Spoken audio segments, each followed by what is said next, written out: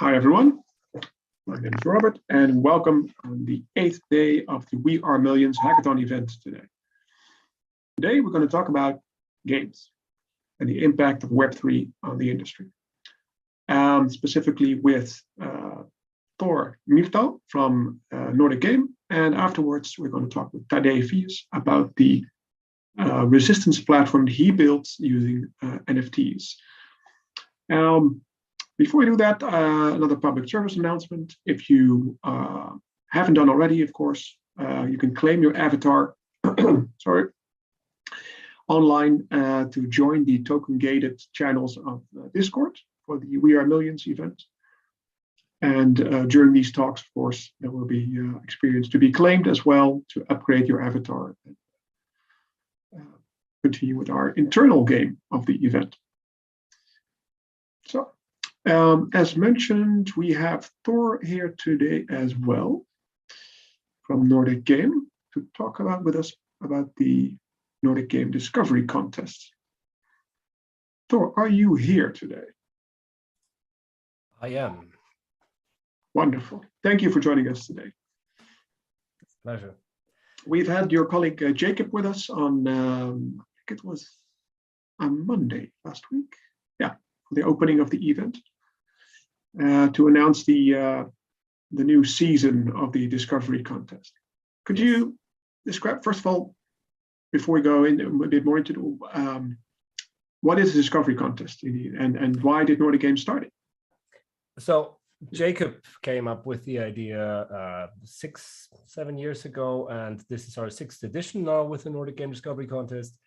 And we were talking about, or they were talking about back in the days, because I was not at Nordic Game back then, but they were talking about giving studios and new games just more visibility, to have the idea, okay, how can games and studios break through all the noise floor of new releases and their productions out there. And we just came up with the idea to host like a discovery contest with qualifiers, like right now here, this is a qualifier event, basically. And then have a final event at the end of the year at Nordic Game, which would be November. And right now, we also started in South Africa with our first qualifier in total for the season with their event. It should have been in December already, but they need to postpone because of Corona.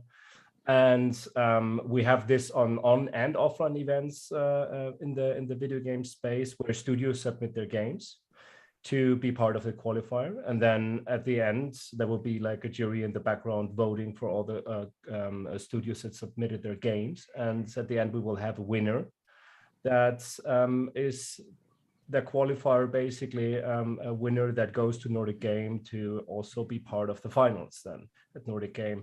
But throughout the whole season, the games get visibility, because at the end of the day, every single game that gets submitted, like our sponsors and partners of the Nordic Game Discovery Contest, basically, they look into every single game that's been submitted. And that's like different companies, like not just publishers, but that's also investment companies, it's other events, that's like marketing companies, all this kind of stuff. They look into every single submission and just look at the list of who submitted their games. And last year, exactly. This is, for example, there, if you scroll up a little bit, this is like our partner sponsors from last year at the bottom there, exactly. And they like just to do that with us for many years, because it turned out that actually there's a lot of studios and like the winners are sometimes really surprising, right?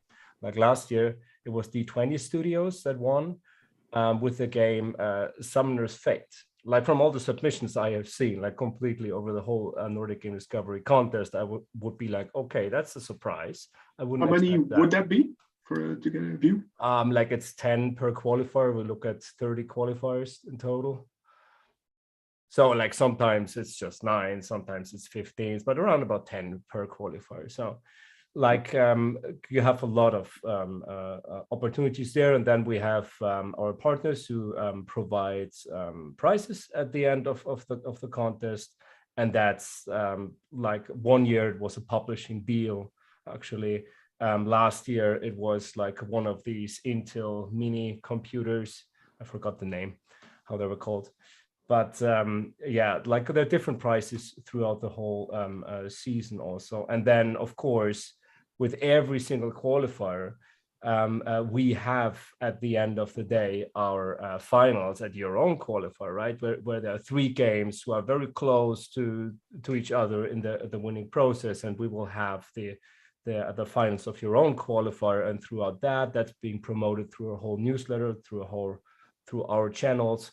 So if that is like available to be pitched in and be watched from our qualifiers, you can. If it's an offline event and they don't stream it, it's difficult. But if it's online, people can go in and watch that, especially if it's like broadcasted openly via Twitch or something like that, or YouTube. And so it reaches a lot of the discoverability through this contest alone. And then our partner events usually also share news of like which partner event has winners. So you, throughout the process, you already get coverage over time, and for your game, for your title. And even if you're not the finalist winner, if you are in the first 3 of the whole contest for one qualifier, I mean, that's been shared then through with our partner events. So you get visibility there already. Even if you not win, you win. That's kind of the magic here. And is this contest was this is the 6th edition? Yes. I noticed. You mentioned it's getting harder to get noticed. Is this because of let's say, the barriers have been lowered by platforms such as Steam or Epic to launch your own title? One reason. It's also just don't think just about video games. I mean, like the sheer amount of media like catching our attention every single day is so much through so many platforms.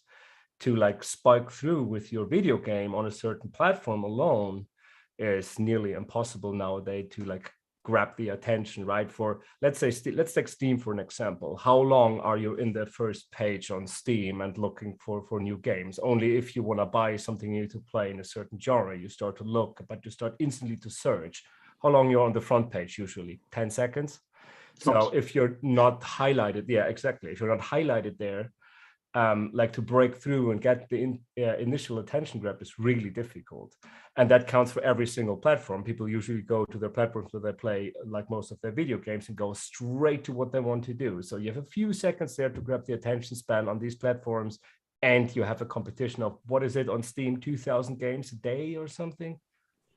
It's just overwhelming. Crazy. It's similar with because the barriers are stores. low. Yeah. And to submit games, and this goes for App Store, same phenomenon. Why do you go to the App Store? To install a certain app you need or want. Like you barely go there to search for video games. Like maybe if you're on a train and traveling somewhere, but most people are not really traveling nowadays. So if you're bored, kind of, right? But people are not really bored. People have usually like a very clear focus in staying in front of their devices nowadays, because they are so much at home. So this is even, I think, more important to give young companies and like fresh releases a little bit of a spike than it usually was like pre-COVID times. And yeah, that's like kind of one of the reasons everyone's for certain reason in front of devices nowadays. And because we are so much in front of these, like we usually like to get off if we don't need to. So you have very short amounts of time, but people follow what happened in the industry, in their industry, and especially if it's like in video games and you're interested in video games and you are just, there's like a conference in your area that is broadcasting what they are doing, talks and everything, and they can get a glimpse on a video game that is in a contest. That's your free people checking it out right there. Yeah. Would you say without additional help like you would offer with Nordic Game, is it even possible to break through now as an independent developer? It is, of course. That's called marketing department. But as we know, like in marketing department, they spend sometimes the same amount on money just for marketing as they do for the production. Sometimes even more if we look at big titles, right? And there you have the other problem. Like you target directly your audience, like on social media, but as we all know, we're on the social media platforms, and we are getting blindsided for advertisement at some point, and just scroll through. Okay, yeah, this is advertisement. Fuck that. You know what I mean, right? Like, Yeah.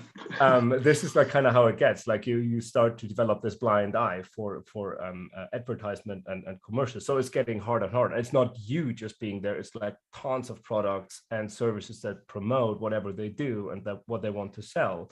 So like to really catch your right target audience on social media is even also getting harder and harder.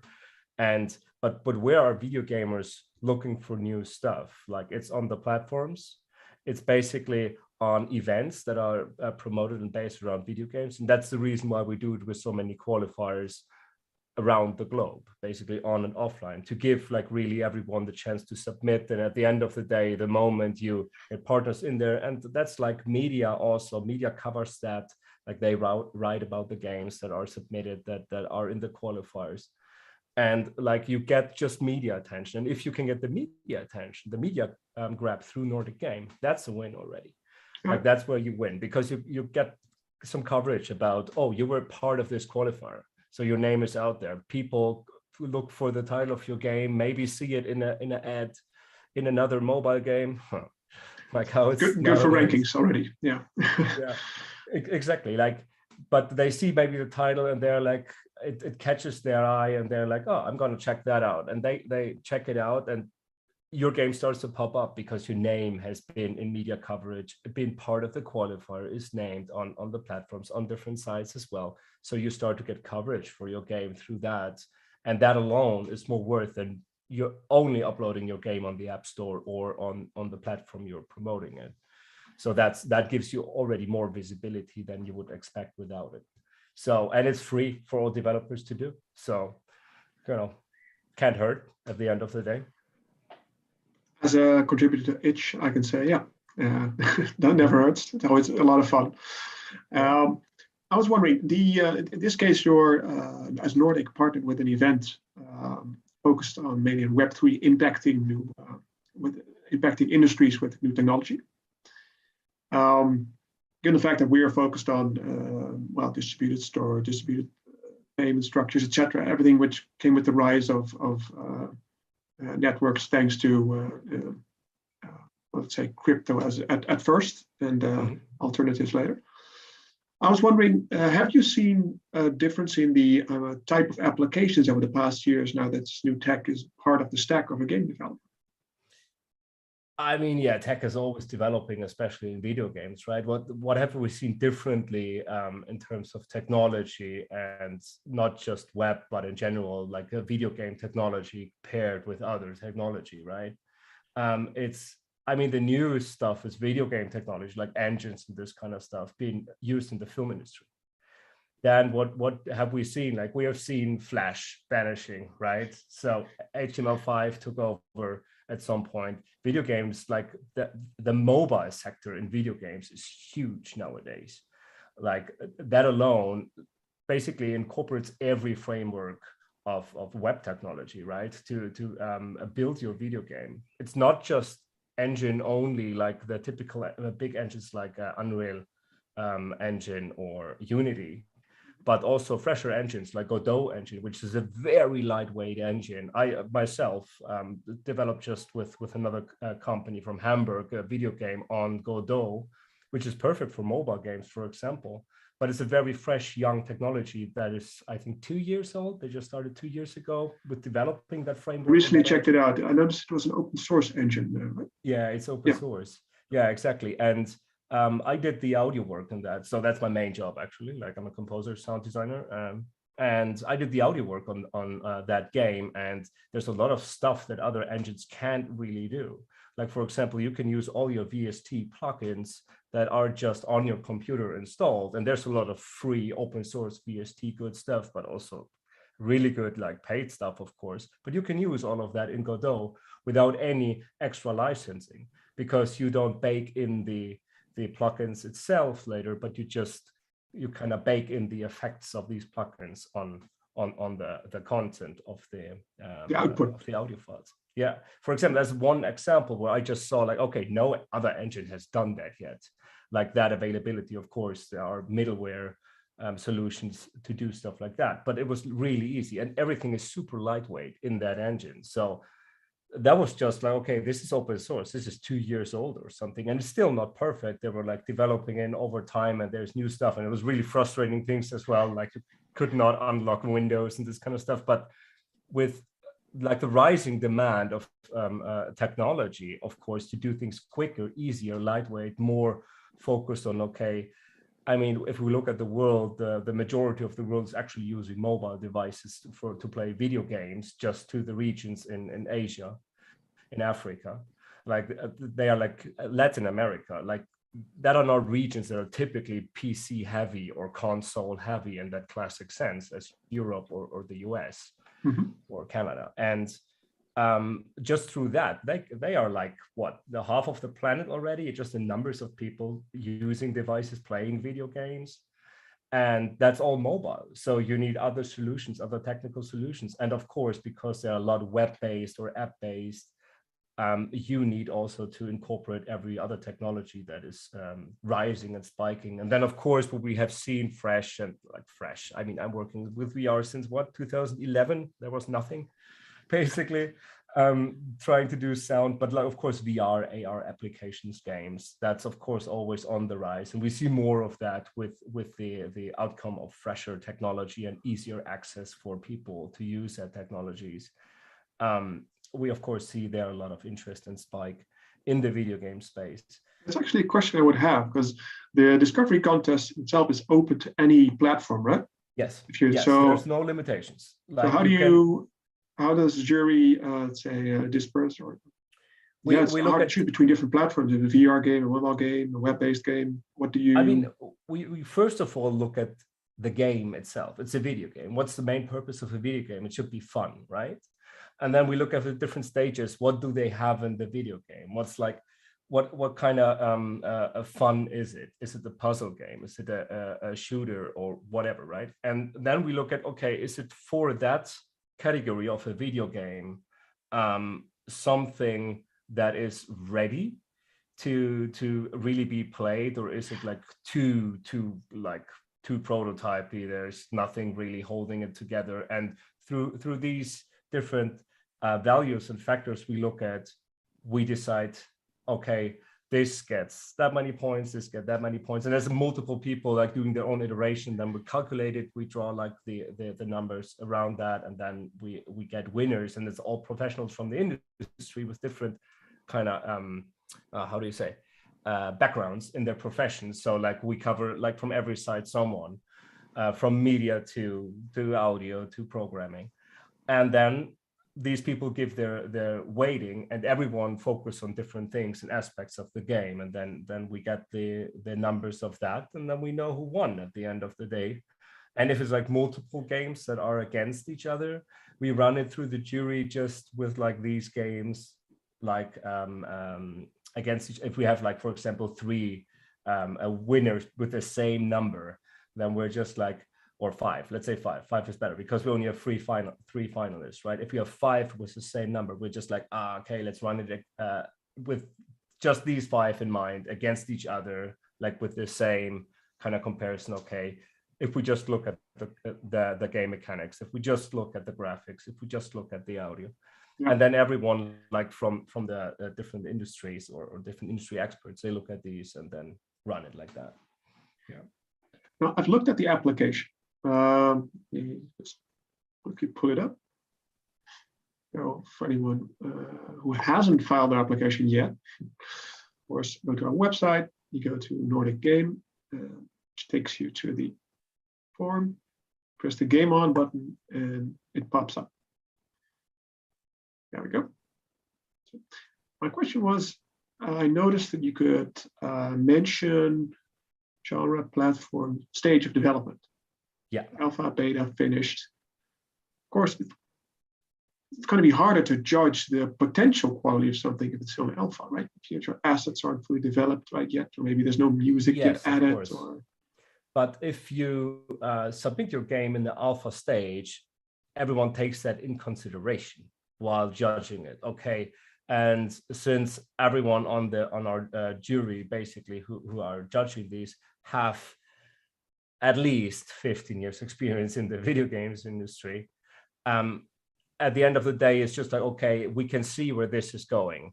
From experience, I would say I've never seen a game being submitted that is not ready to be judged correctly and be evaluated. Okay, this is where the end product is going to. That's the direction it's going to, and this is what it could be like if they spent another year developing. And everyone is considering that when you have this information on it. So that it is a fair judgment, of course. Through that, yeah, that's the way we do it, and it has been working good so far. There was never like anyone complaining that they're like, I mean, people are asking, of course, why didn't we won or whatever, and I'm like, then I'm going back sometimes when people look at what they submitted, and I'm just like, look, well, you didn't win because. Fair enough. Yeah. If you look at the quality of your video, just from how you build it up, to ramp it up, to make it interesting, right? Because it's about being creative. Like sometimes games win just because their video is 10 times more creative than others, and everyone's just like, they just know how to sell it. So everyone's like, they're going to sell their game, definitely, because they understood, for example, how their marketing should work later. And then you sometimes have games that are not really heavy on that side. The presentation is shit, but you look into the video and just say, these game mechanics look absolutely stunning, and the idea is so niche, and then they get high numbers just because they have these unique points on it. And I would not say that there's anyone ever really complained that they didn't win, because everyone wins. Everyone gets at the end of the day more visibility for their game and more exposure. And you can just submit another time. You can submit your game at any qualifier. You just need to take part in the event. So you can boost your chances by going to every other satellite event that we have with the Nordic Game Qualifier and just submit your game there as well. That's a chance. But you are competing against the games at the qualifier first. And of course, if there are like games there are like 10 games that submitted like already finished, and then there's one game submitted in alpha stage, the likelihood of the game in alpha stage to win is significantly lower, of course, because you have 10 final products already. Yeah. But it's never like that.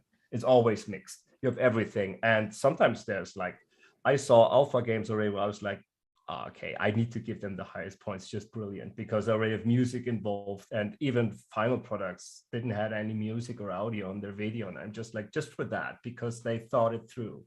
So we are also looking sometimes in the giving out the points also on, okay, like, did they think their process through? Also, like submitting to a contest is like a task in its own, and if you really think about that, and if you prepare that well and you do it, and you wing something last minute. I've doing that stuff myself many times.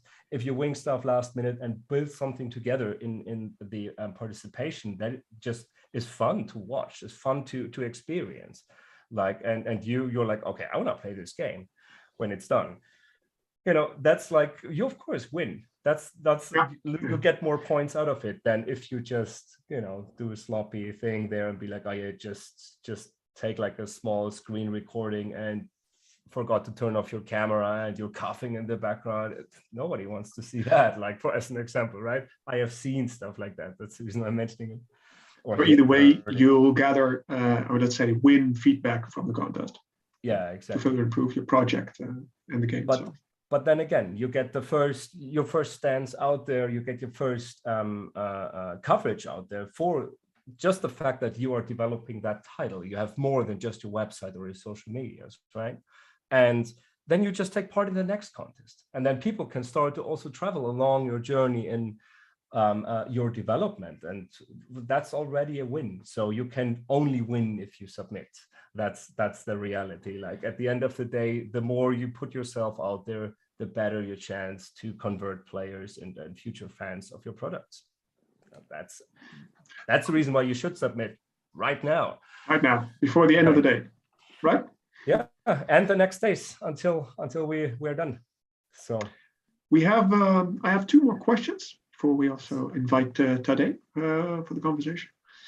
I'm wondering, because we are a Web3 related festival, have you seen a flood of NFT related applications in the last years? Years, I would not say, in the last weeks, I would say. Like for but not really on the qualifiers, more for Nordic Game itself, for speakers, for games on the developer showcase we have at the at Nordic Game, for be participating with booth and this kind of stuff. We have seen way more games like on blockchain, NFT, but also everything. We call it the other section where we mix all these things together in talks, basically, where they combine all these things. And it's really difficult nowadays to like decipher, okay, what's like scheme snowball system thingy here, or what's an actual product that has the potential. And I have just seen like an increase in companies that want to participate in Nordic Game with that on that, because we just have only had the first qualifier in South Africa, in Cape Town at the African Games Week. How many are, when we're done with the qualifier, how many games have been related to blockchain and NFT and cryptocurrency?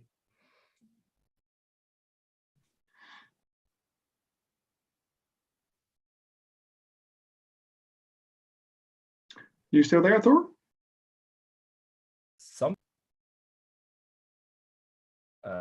Yeah, no, I'm back. I don't know what happened there, like some glitch in the matrix. Okay. Are we currently in a game? Okay. No. Okay. Then I have a final question then for you, which is, if the contest is running and people have, of course, to submit as soon as they can to make a chance with this edition. My question, and I see also there is another question from the audience popping in. I'll take that first. I'll save mine for last. And the question is, let me see. This is a long one. I'm going to read it for you. That's okay. Okay. Yeah. So, from the market share point of view, there must be a battle between indie games and AAA games for the attention of gamers. I believe that the usage of NFT is adopted faster by indie games. I'm not a gamer, so I would like to hear your thoughts on what will happen when both markets are competing. Oh, that's a good one, but like the answer would be the same stuff would happen as usual. The answer here is it depends, of course, like who would, like what would happen, like how would a battle between AAA and indie games look, right? Like who puts more money into it at the end of the day?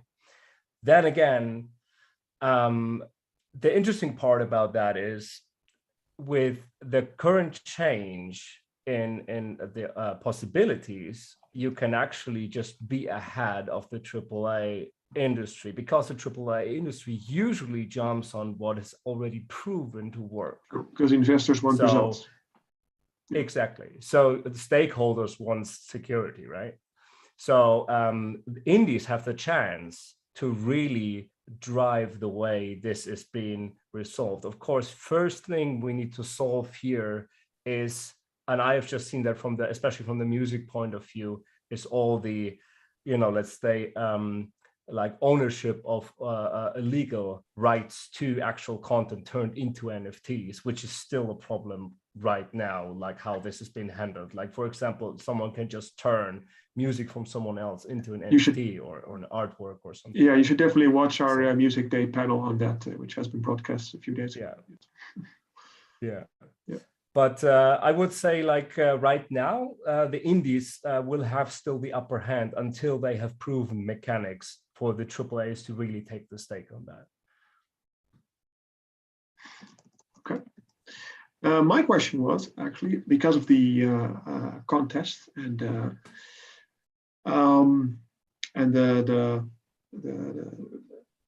the chance that people now have to participate, What would be your advice for those who are still in doubt right now? Just do it, would be my advice, because you have nothing to lose. Okay, that's an obvious one. Nothing to lose at the end of the day. I mean, you win already if you submit. That's the truth, because you get already coverage out there, visibility for free. At the end, because you submit, you're already part of the Nordic Game Discovery Contest. Your name is already out there, being part of it. So you can just win it already. Yeah. You're not in the jury committee, are you? Or are you? We don't disclose. Okay. It's in the jury.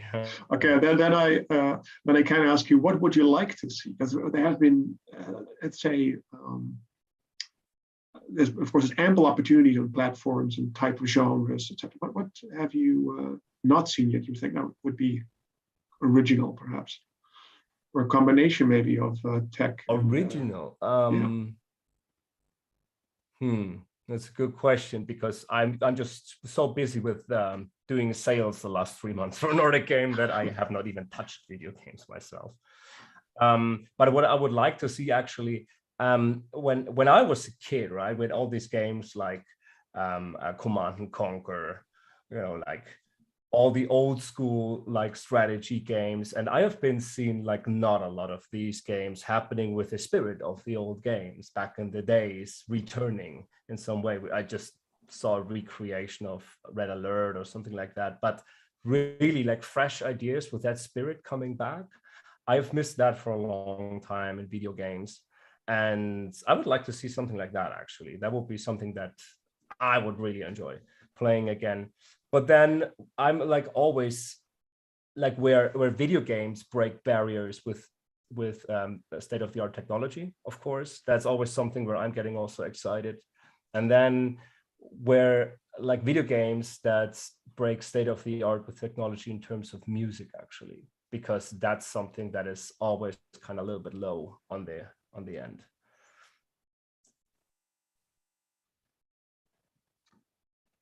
I think yeah, I believe there was a game, I forgot the name, which used music as a clue for you were playing your main character was blind. You needed the music to guide you basically where to go. Yeah, I know which game you mean. Exactly, something like that. This is like state-of-the-art audio game technology stuff, where it's like where you really need to use your ears again, because a lot of people stop doing that, really start to listen to stuff in video games. And there are a few games that really like took that as the main concept of the gameplay. If you don't really take care of your listening, like you will lose. That's one of the ego shooter games, Escape from Tarkov, for example. They are highly focused on audio. Like the better your hearing is, and every person playing has started to buy like really audio gear for it, like that we as composers or sound designers usually use to hear better. But this is something where I think where we explore the senses more than we usually would do in games again, where it's not just about, the quick 5 minutes just touching on your screen and that's it, but where you really need to either way really kind of use your eyes or your ears. Absorb yourself in it. Yeah, when we talk like VR, like haptics and stuff like that, I mean, we see the first gloves and the first bodysuits and this kind of stuff. We're really like use multiple senses or enhanced senses to really play it. And that combined with any form of strategy or tactics, this is the stuff that is interesting for me personally, and where I see this is the next thing what people really like. We have seen it when we came out, right? The platform itself, like active games, like it has been going crazy with active games that are tied to sport. And through all the technology available nowadays, like for especially audio, you can do so much more in terms of audio nowadays. And there's like, I mean, streaming has become a huge part. Everyone has good audio gear, more or less, good headphones for playing games. So you can really do a lot with audio, and usually also good microphones. Yeah. Something like that would be my personal favorite. Actually, I got another question from the audience. If you have the time, by the way, because we scheduled for a limited time, of course. Okay. There was a question, and that's more related about work, actually. So not just gaming, but usually gaming, I would say, is a safe space to test out new processes and tech before you implement it in, let's say, everyday life or in corporate locations.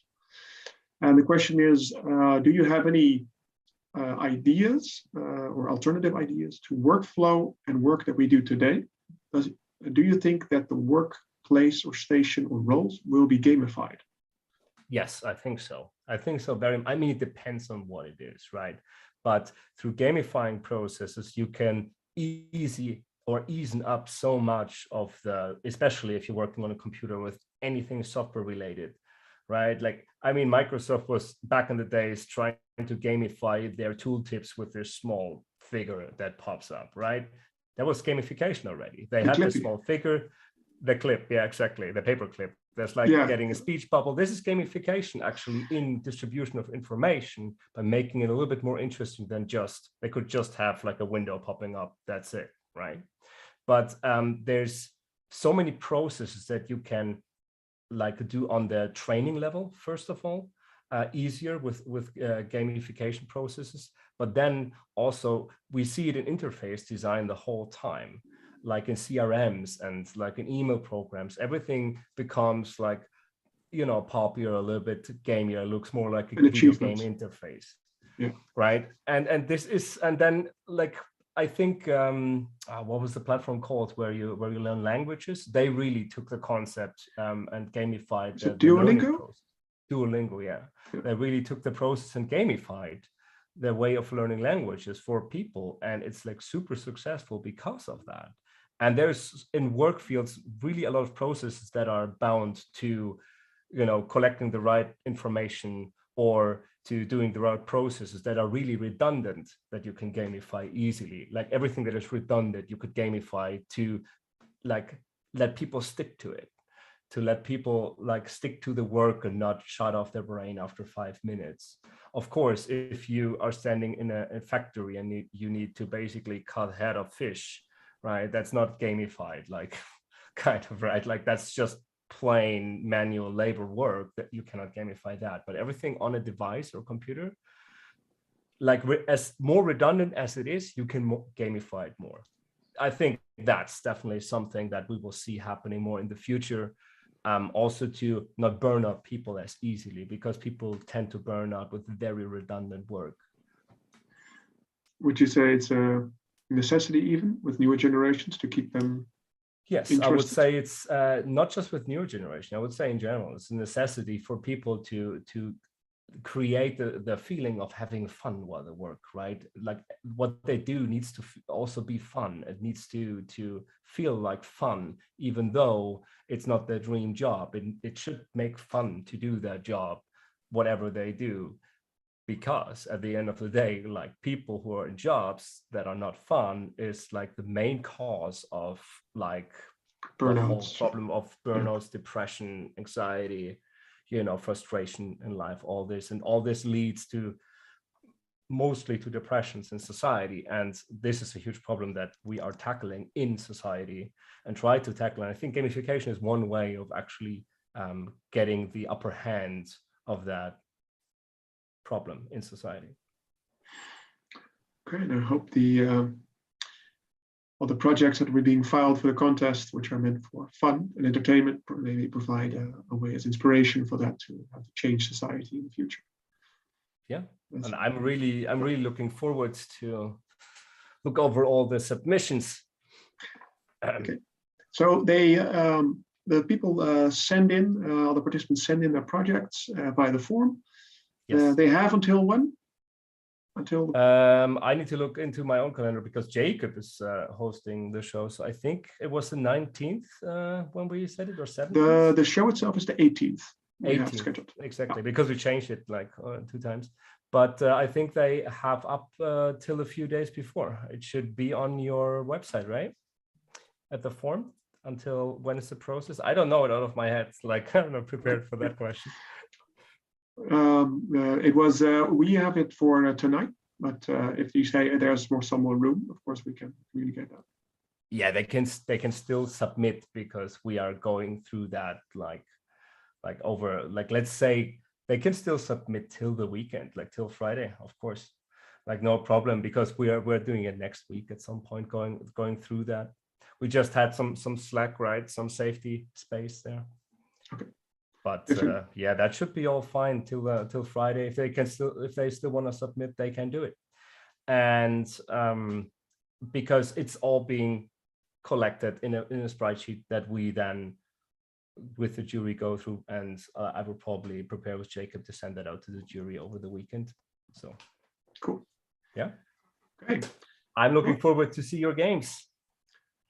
We too, because of course we don't see them. They come in your inbox. Exactly. Thor, thank you much for your time.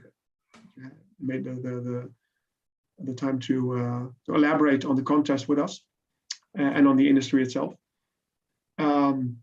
Now I would like to introduce Tadej Fius to the call as well.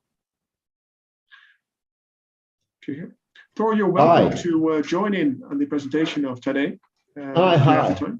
Hi, Tadej, welcome. Thank you for having me. Thank you for being here and your lovely background. Oh, yeah. Today, first, let me give you an opportunity to introduce yourself. Perhaps that's better even. Okay, so my name is Tadej Fius. I live in Slovenia. I work for Data Fund as a CTO. I also own like a studio that produces games that were never successful. We have a motion capture studio. We did a lot of production for the national television where we are doing the political satire, produced more than 520 shows actually. We built our own software to produce the animations, and we were producing actually this from 2003, right? So a long time. Started working in crypto quite some years ago, right? At the 2013, something like that. Been mining Bitcoin and Ethereum like for a long time. Actually, the Bitcoin was there was one moment in time when I was completely broke, and I was like looking to Google, where can I get the money? And the Bitcoin popped up. And it was like 6 cents. And I was mining Bitcoin for 6 cents, and it went to $2. And I was, wow, exactly, I never looked back like for a few years. And and then the Ethereum popped up, and this idea of world computer, and I started looking into that. And then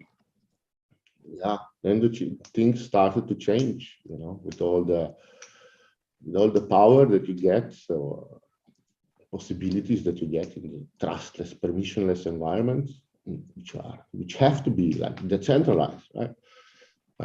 You start to think about all the potential, and then I got introduced to Swarm, which is like decentralized storage, right? And now the things can change, really can change, right? And then I got this idea, that Swarm could and potentially will be, in every television set, in every fridge, there will be like thin clients, and everything will be interconnected, through the storage, through the blockchain technology, and then like you start to pursue all the possibilities of this, right? And of course, you also find many problems that are connected to this. The potential and the problems, they go hand in hand. So that's where we are now, right? So still exploring all these potentials and stuff. You've seen a lot of technology come and go over your time, of course, or come and stay. Why did you decide to build, in this case, the Resistance platform that was mentioned as the platform that the We Are Millions event uses? So could you maybe explain the history about it, from why did you come up with it? So how it all started, right? So I wanted to do like an NFT where you can attach the value to it, like value in ETH, right? Or any base currency that lives on the blockchain. So this was the main idea. So I created a concept called data market. Data market has, can control collections, and you can create a token, or NFT token, or whatever you call it, and you can attach the value to it. And then I can send this to someone, right? And then the receiver of this token can actually liquidate the value out of it, and that's out the value. And that was the idea, right? So you could use this for, I don't know, salaries or whatever, right? So I can attach some value to the token, I can send it to you, and inside there would be information, why you got it, what's inside, all the balance sheets and everything, and the payment is there for you to liquidate it, right? This was the starting point, the starting idea, right? And then we slowly grew with what and how can we expand this token, right? Or how to do it very generic, that we can attach information which is pointed from the token to the swarm, right? And how can you build relations between these tokens? And do you have to have the ownership of these tokens in order to attach or append information up to them, right? Or do we want to have something that can be completely independent and again trustless, right? So yeah, so then we started building all this stuff, and the idea of gamification, right? The gamification, let's say, of work, gamification of participation, gamification of creativity, gamification of collaboration, right, came into this, right? So we don't know actually in which direction all this technology will go, and there will be probably countless indefinite directions, but for sure they're going to have this gamification. And I loved how Thor said it, because this is exactly something that we try to do with the resistance, right? And I can go then through my slides and just explain so what we wanted to do, what we actually did, how it all started, what we did wrong, where we messed up, how we need to change things, and what's the final plan for the resistance and what will happen. I will go through parts of it. I will explain which parts are okay, which parts we messed, which parts are really good, that can be used in so many different ways, because they can be like a building blocks. I will talk also about how we messed up with the standards and what we have to do on top of the standards, how to be completely compliant with the existing markets. I will also talk about why we did the marketplace, the exchange, in a way that we did, and that's approximately it. So we can start with this. I have some papers, here. It's we can't see the papers, but the slides will be nice. Yeah. I'll share my screen if I can. I will turn the camera off in the meantime, and let's just go. Okay. I will forward any questions from the audience via Discord to you. Yeah. Okay. As in, I'll read them here. Great. So this is a great moment for the participants of the hackathon to check out the platform and see all the opportunities. Okay, do you see my screen? Yeah. Okay, so this is how you see the resistance, right? This is how you see the resistance, but in the background, there's I would say, it is a little bit different, right? So the resistance was built with scaffold ETH. So there's this guy, Austin Griffith. I don't know him personally, but I love him, what he's doing, and the team and people that are there. They're building a scaffolding framework where you can easily build your contracts and test them in a very quick way, right? And then on top of it, you just like create the user interface, right? So basically how you scaffold all this is just like you have all the functions and you can test them and do all this stuff. And then you can deploy this quite easily to the EVM compatible network. Okay, of course, we had some problems with deployment, but that's because we are quite new into this scaffold kind of thing. Right? It's not their problem. We messed it up. I actually messed it up like twice. So I would like to go through this my mental graph and try to explain what all this is and how we start, right?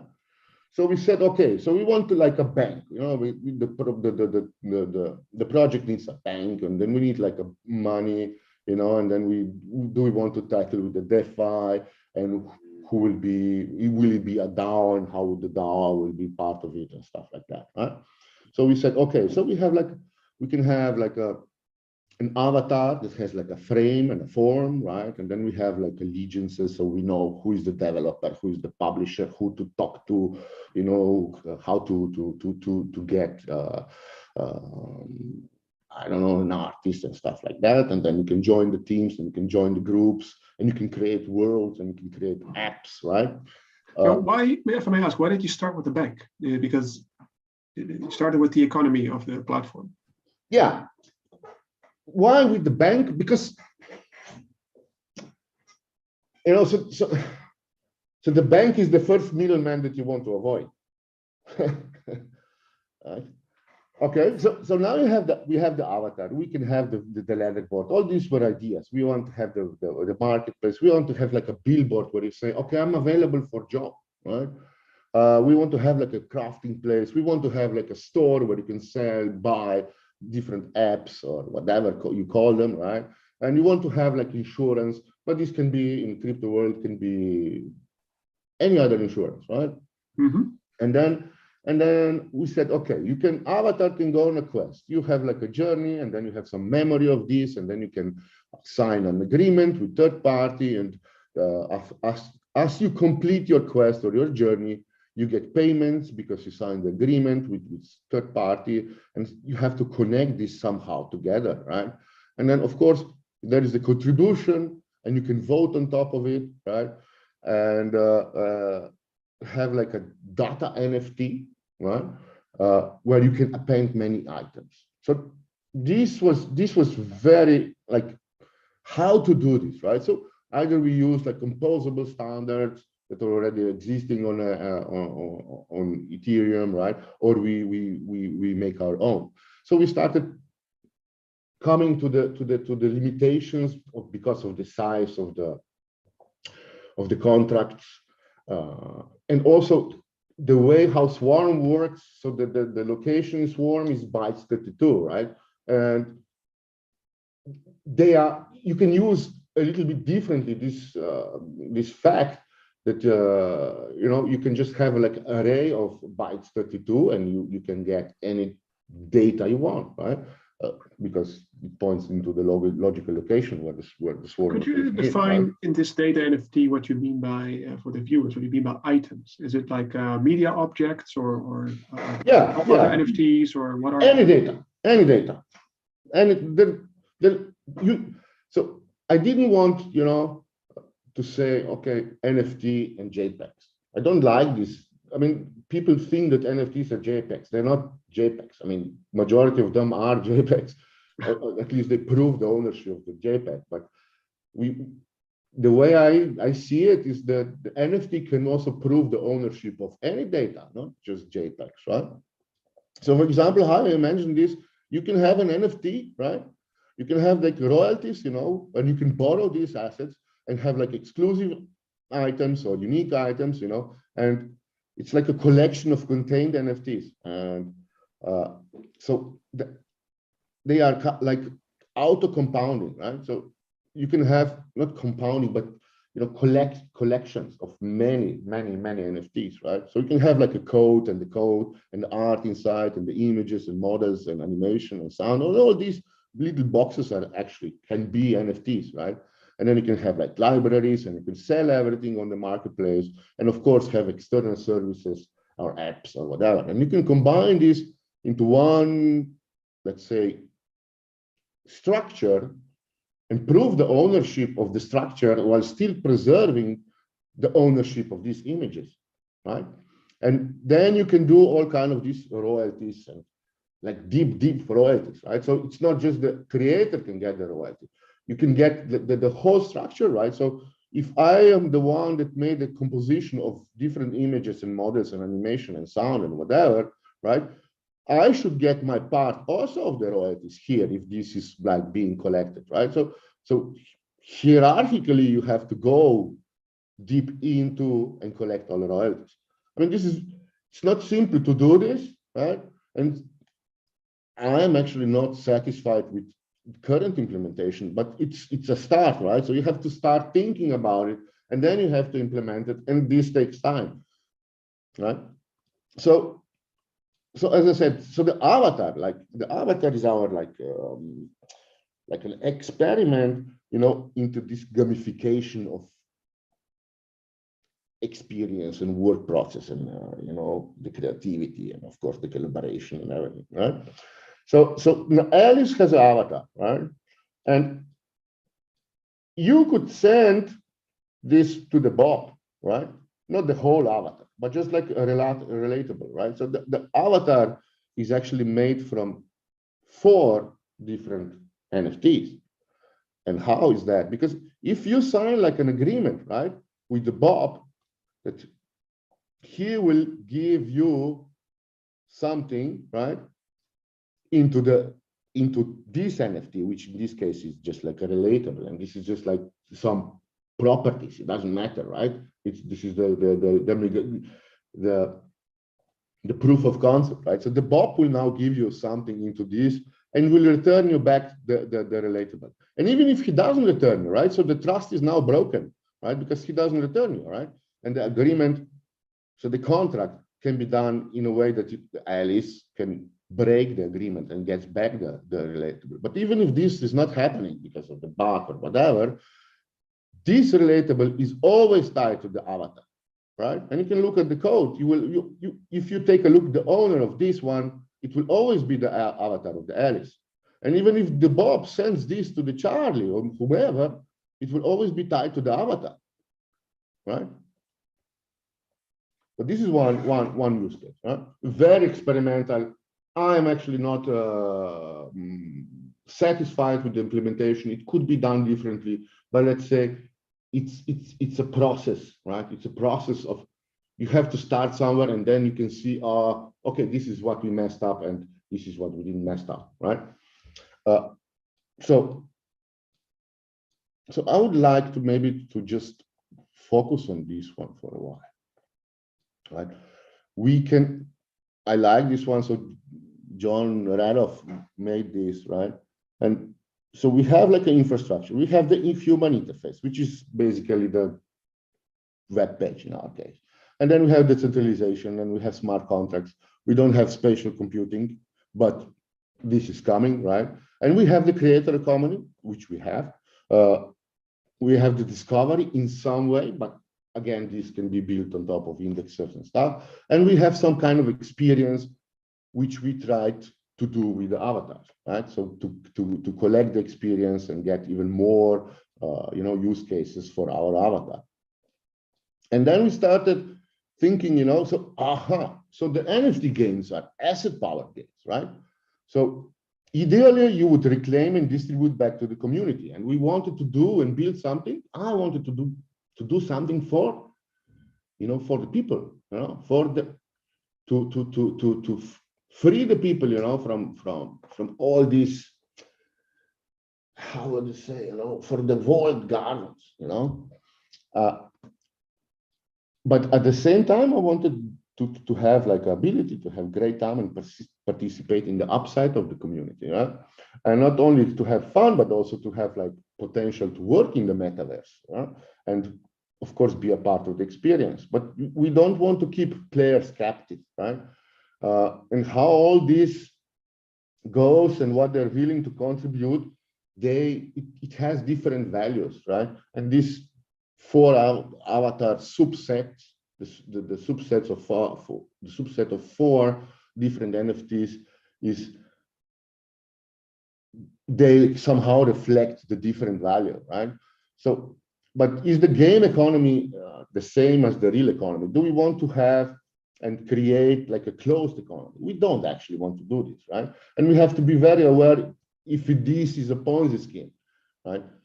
And it can easily become a Ponzi scheme, right? And then you have like a revenue by asset inflation, right? So in the resistance, you have a bank. And this is a very good experience of pay to play. It's not a good, it is actually not a good way to do it, right? Because it kind of goes against the principles, right? It is included, but it's included in a way that it's actually a bad practice. And we can see this now that it's a bad practice because people, you know, the pay to play, there's nothing wrong with pay to play, and except everything is wrong about it, right? Because you have to put money into it to have fun, you know, and over time the desire has to be continuous. And it's so is it the desire that your assets, the inflation, it grows, right? So are you doing is your desire to farm things, right? You know, so we are aware, you know, that the new paradigms of the current crypto economy, they supersede in a way of neoclassical economy, right? And we have to be very aware, you know, not to screw up existing economic principles, and don't, because if we screw up existing economic interests, there is a big potential, you know, that we will screw up the new crypto economy also, right? But still, we have to have like a close mapping to real economics and real work. And again, we can come, you know, to this problem, you know, what is real, and we will get into this, right? So we wanted to do the lending on assets and stuff like that, right? So as I said, if I go here and we see this, the data market is the base. So it has like 300 Matic tokens inside. So the data market, if we go here,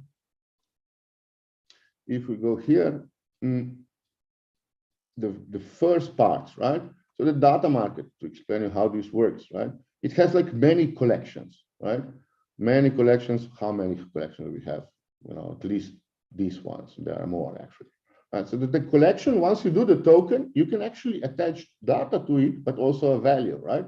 So as I explained before, the salary to Bob, right? If I send this token to the Bob can get the salary out.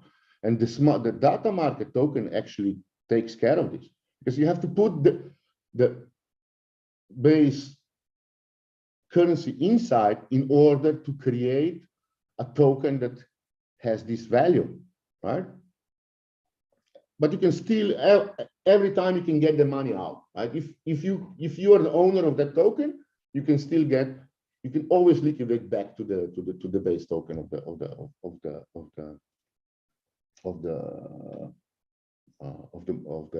blockchain, right? So this is the starting point, right? And then we had to enrich these collections, you know, to support this, right? To have this value that you can say, right? So we said, okay, we want to have parts of it and functionality that we could say, okay, we want to have like teams, and we want to users that they can create teams, and then we could create groups, because this is basically like a duplication scheme, right? And we want them to create worlds and add the information and data to it, right? And then we want to have like a marketplace and one, as I said, like a billboard, you know, and crafting and all this stuff. You know, so we started working on all this, right? And the idea was, you know, to have this avatar, which is like character, unique, emotional, and relatable, and free and ownable, and sustainable. And you know, you have to support the creation. We want to support the creation, and we want to somehow integrate with the social media, and you know, to have the metaverse within, metaverse around, you know, and have a game about the game, so that to gamify either the work experience and itself to be like a game, right? So it can be discussable if you know, gamification process is a game, right? As per se, you know, but we can also ask, can a gamification process actually reflect the game, right? So the meta game, you know, how to play a game even when you're outside of the game. So your avatar can travel to Bob, and the Bob can actually gamify you, right? You know, and then we want to have like rewards and achievements and all this stuff that's happening in normal gaming, but also in crypto world, right? And then you want to have like out of the box, out of the gameplay achievements, you know, that give you bonuses inside of the game, you know. And then we wanted to have like option to bluff opponents, you know, to have pretending and stuff like that. And so how we did the bluffing? The bluffing is actually, so some of the users actually got 2 avatars, and they have to find out through the code, they have to find out which of the avatars is actually them. They are the owners of them, and they can send the main avatar, you know, with all this, or just this one, for example, to the Bob, and Bob can think, oh, now I have this avatar, but this avatar is actually never his, even if he has the ownership, right? It can be never his. So you mean he just he has the actual the reference? He will have it, and he will do he can do the ownership, and he can do the approval on the avatar. But if you take a look into the contract and say who's the real owner of this avatar, it will always be Alice, right?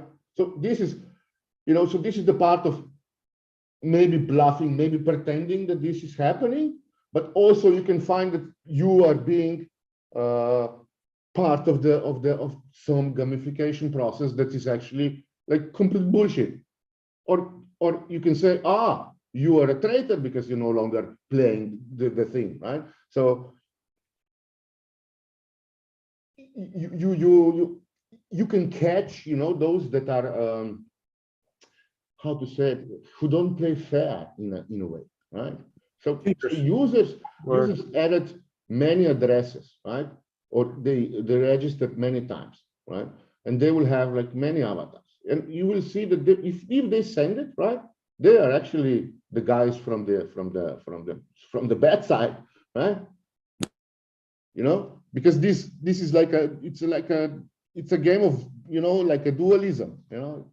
Yeah, there would be impersonators, basically. Yeah. Okay, so the bluffing and pretending, right? And of course, then the initial start will always give you, you know, the edge. And we can see this with the claim experience right now. The claim experience is being posed, and then who started at first will have very, very difficult time to come to the same position on the leaderboard as those that are from the start claiming experience, right? I don't know the solution to this, but this is something completely different, right? Because at the end, you know, what it only matters is that you make a game that you love, right? So you make a process that you love, and that's what drives you forward, right? So where are we now in this NFT world? You know, we are just like here. We didn't even start it yet. You know, the off-chain assets, off-chain governance. I mean, this is such a big philosophical question, you know, where all this will go and where it will end, you know. Yeah. So if I go now back to see what we have here, so the exchange, right? No, The data market we did. And then we have the marketplace, right? So the marketplace, let's go here. Right? So the marketplace is done a little bit differently than how other big or small NFT marketplaces work. So at first, I wrote in a very similar way how the big ones work, but then there was this phishing scandal, and I found out, oh, so basically they are storing all my signatures on their platform, and I have to trust them that nobody will get those signatures, right? In the meantime, and take all my NFTs, and all my creativity would be gone, or my investment would be gone. That can be gone, right? So I actually rewrote. I wrote a new one, which is permissionless, right? And I can put on this marketplace. I can put and also take it out. Right? I can put something to be sold there or listed there, and there is no way that somebody would phish me with the signature. You mean it's and by permissionless, you mean that anyone can upload anything, and no one can do something about it. Yeah. Right now, in this case, in the resistance case, if you can mint your own token from the collection, you can put anything on marketplace. This will bring a lot of problems, actually. So if we go back here, because anybody can list, these can be limited or open, and it depends.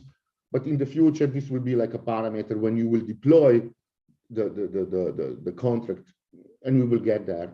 But yeah, it can be limited, and it will be limited in some form or another, right? So we have no signatures. Then we have no man in the middle. There can be no phishing regarding signatures. But this is very hard to censor, because basically everybody can put something onto it, right? And if you imagine like a bot that just puts, I don't know, commercials or ads or whatever, yeah? Because here people, this is very funny, people actually started to put in commercials on this experimental marketplace. And they started to put commercials, man. And it's, it drives the human driving. It's crazy. It's crazy, right? This is commercial. This is ad, right? Okay, so we go back. It's very hard to censor, but those that can list, they can have a really, comes greater responsibility, to have, trustless, permissionless marketplace, right? It's very, very hard, But still, okay. So this, as I said, the DM collection puts data on the swarm, right? And we still have save as problem. So the save as JPEG is a problem. The save as music is a problem. All this, Off chain, basically. Say again. You mean off chain? Oh, yeah, basically save as, right? Click save as image, and then this is a big problem. But we can actually solve this. We can actually solve this, and I know actually exactly how to do it, right? So if the avatar is actually an ENS, we can put the public key into the avatar. We can then use and send encrypted data to your customers, right? And Fairdrop, this is what Fairdrop does, right? So once the resistance or whatever platform is coming, however we will name it, it will mean that it will be very, very, very personalized, right? And how all this is happening, and how all this will happen, where is this? I'm not sure, if this is like the beginning of the end or the end of the beginning, but what we have now, right, is this, right? So if we do a little bit of the abstraction, right, what we have a ticket, which is the avatar. We have the controls the access rights. We have the minter, where you can create unique items. And then we have templates, which are themes. In our case, they're basically templates, and they allow for the duplication of the data, right? basically a duplication of references to the data. And then we have a marketplace where you can sell and show, and all this is now being basically controlled by the deployer, which is the account, which is mine, by the Fair Data Society, right? But basically mine, it's personal, right? And the resistance will become, imagine it like a Web3 shop. It will be your personal shop. You will come, you will clone the code, you will type 3 commands into it, and you will have your own marketplace where only you or those that you will allow will and can publish and create the data in your marketplace, right? And you will just specify 3 parameters. What's your treasury and everything else, and maybe link your ANS. But at the end of the day, the front end will be deployed on Swarm. The contracts will be deployed on whatever blockchain you want, right? And it will all just work. And without any intermediary, you will have your own Shopify or whatever you call it, the page on Amazon, but it won't be on Amazon because it will be in this decentralized, distributed world where only you will have the control over it, right? Or you will build it and make it free for all, right? And this is what is coming. So this is the part.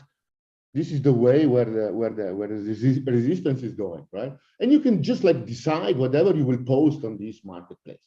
Either it will be music, either it will be videos or whatever. And once the user buys the video, you can send him the encrypted file so nobody else can do it, or you can just say, look, I trust you people, here's my music. If you buy it, good. If you just downloaded it, then you are, I don't care, but you are a bastard, right?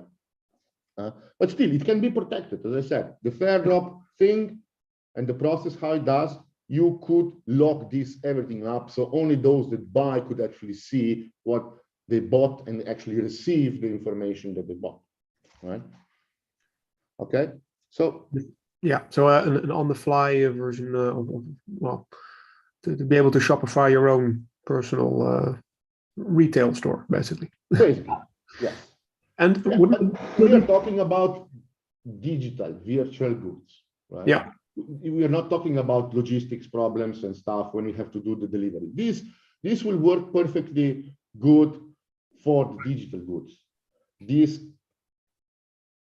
Without the proper notification system, this cannot work for the delivery of the physical goods, because then there is completely something different problem, right? Completely different problem. Then you again have this clash of virtual world and physical world and how to do all this kind of stuff, So yeah, okay. Okay, so the fair drop. The third part that we did is the contract called markable, and this is like a generic way to append the data to any NFT across any chain, right? And you can always look up by the hash of this token, right? And you can see how much data was appended to it, and it's it's quite remarkable how many use cases can this contract bring, right? Right now, you just in the resistance, right? So if you go in the resistance and say, I don't know, I crypto meme with this game. Okay, I like this. Yeah, mule, right? So I want to mark this token, right? And I will mark it just with my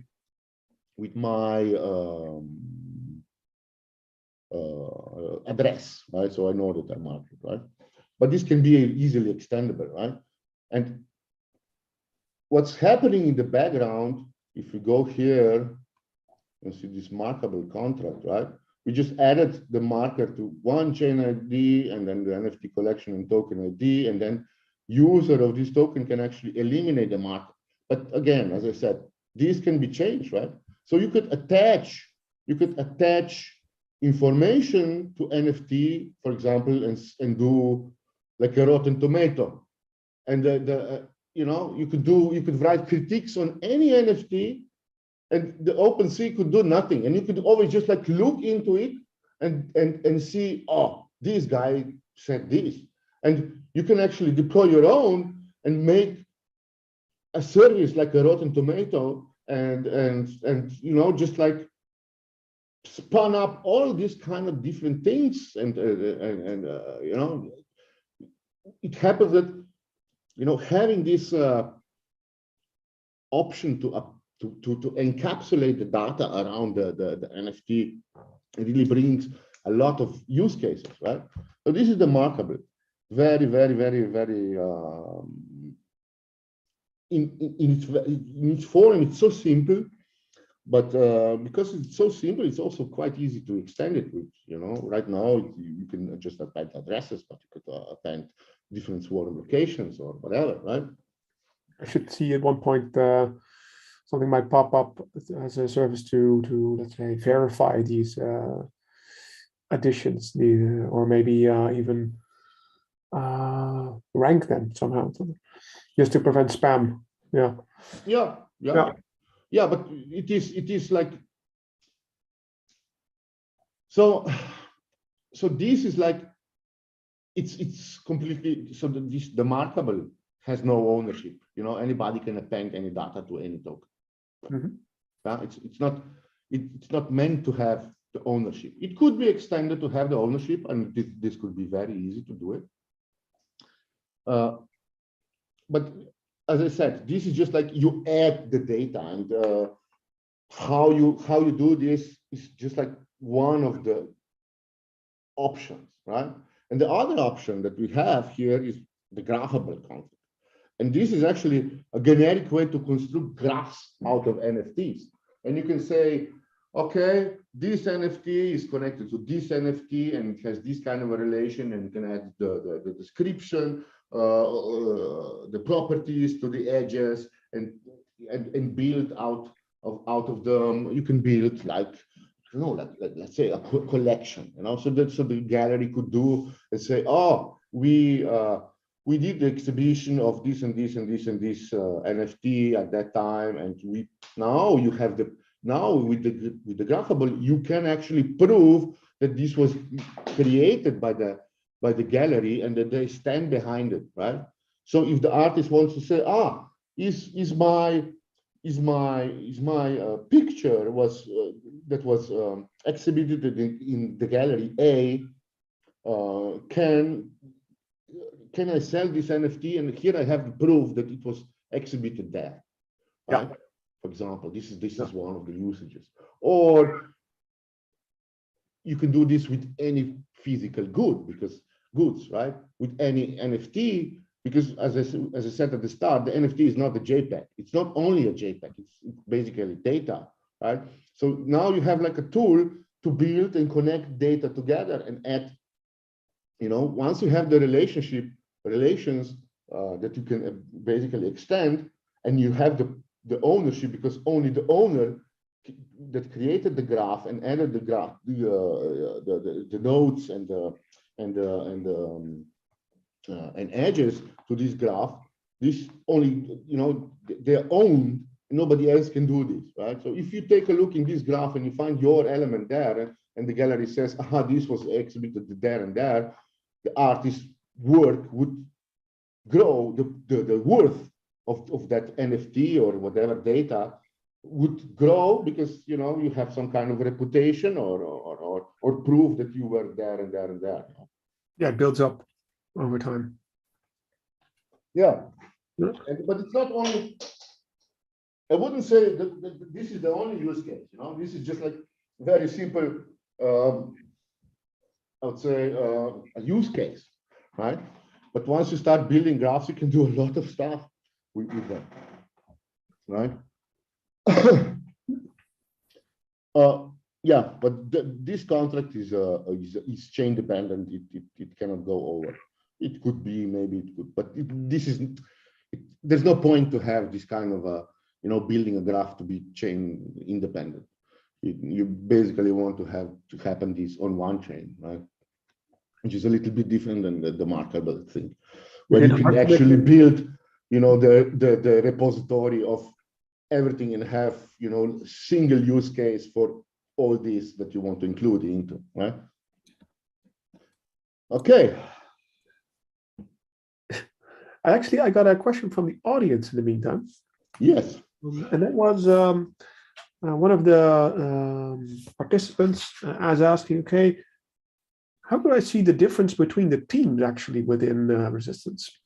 Oh, so we started working on this, and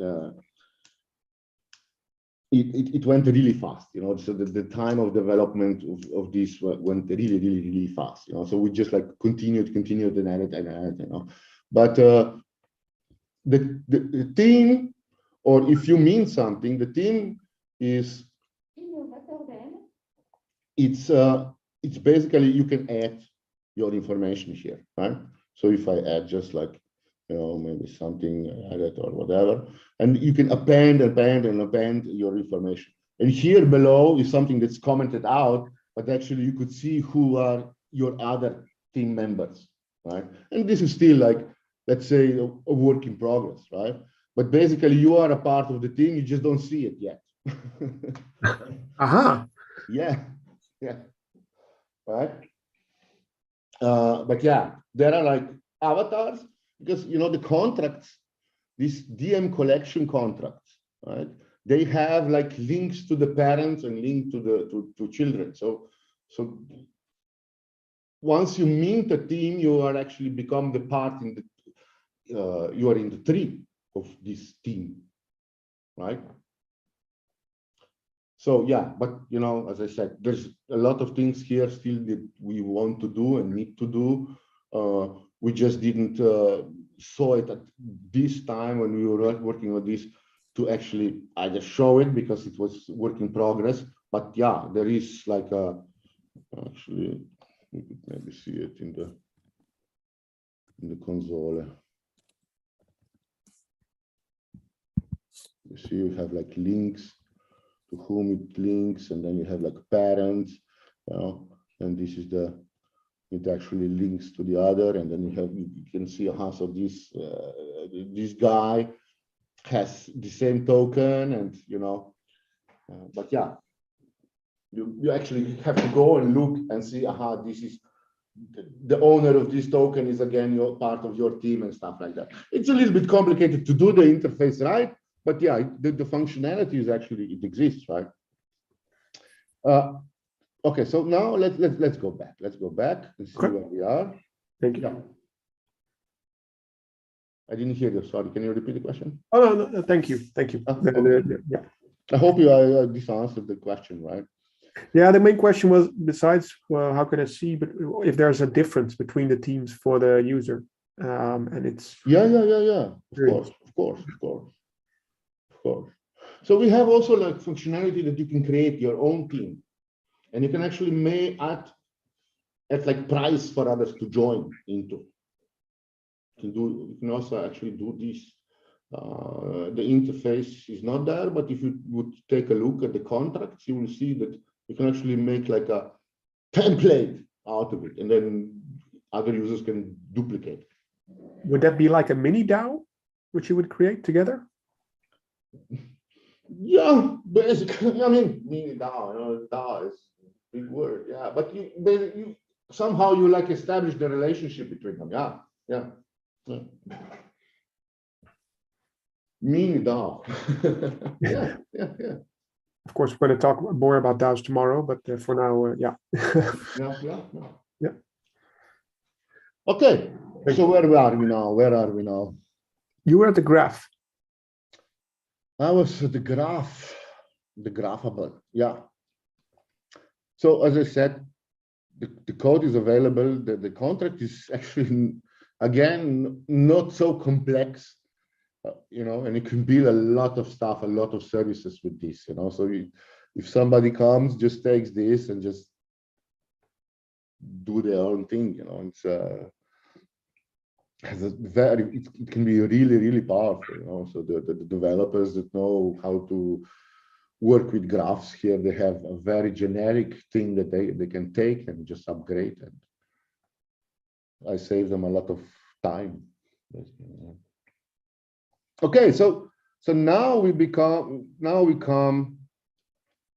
to maybe this, you know, the outrage of gamers over inclusion of NFTs and how the gamers tend to vote against self-interest, you know, but they still spend hours of playing, right?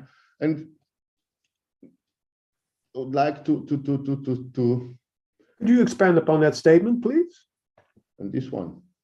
Well, how gamers are voting against their own interest?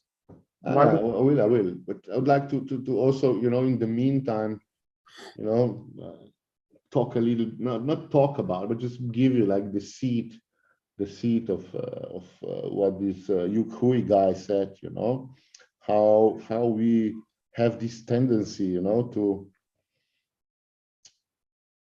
undermining. We actually, it's very funny how we perceive all of this, right?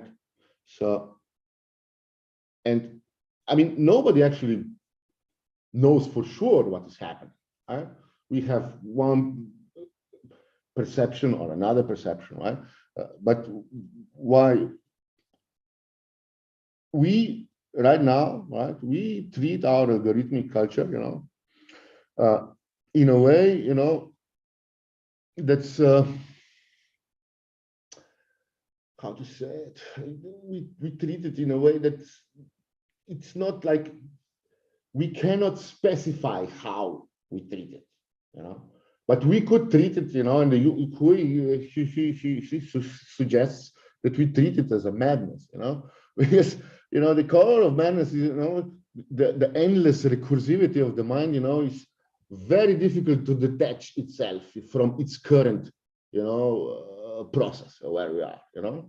And we can see that, you know, it's the surveillance, the social credits, and all these big data analysis that is taking, you know, is integrating, you know, these individuals as part of the computation, you know. And I mean, this, maybe it's good, maybe it's bad, you know. We go back to that dualism, you know. But from the perspective of the resistance or of this framework, here is the persona is the one that is being that's the starting point, the singularity, right? Not the surveillance, not the big data analysis. No, it has to, if, you know, if we want to not screw it up, you know, it has to be like very, very personal and very, very private, you know. And we come to, you know, really deep philosophical questions. What are we living?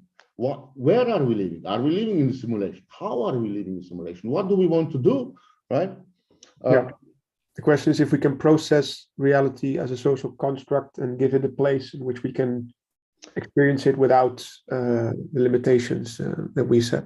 Yes, you know, and we, because why I wanted to expose this is because they, you know, playing a game is, you work all day, you come home and you do just something for the relaxation, you know. You don't want to pay to play, sometimes you want, but for sure you don't want to work to instead of play, right? So is it play to earn? When does it become work? You know, or when does work become, you know, play? These are, you know, very thin line. There's a very thin line between, you know. And I understand, you know, the players, the gamers who say, you know, go away with these NFTs, and I completely understand them, you know, because, you know, a lot of let's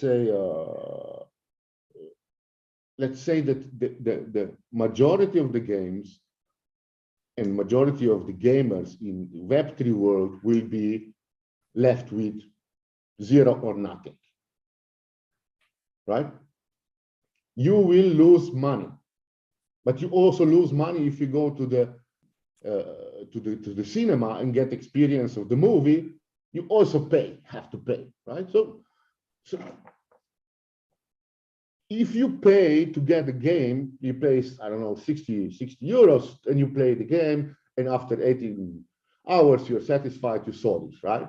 And the same here in the crypto world. The only change in Web3 world, in the gaming, in the Web3 world is, okay, you have, besides having a lot of scammers and besides having like a lot of, you know, basically over promises, right?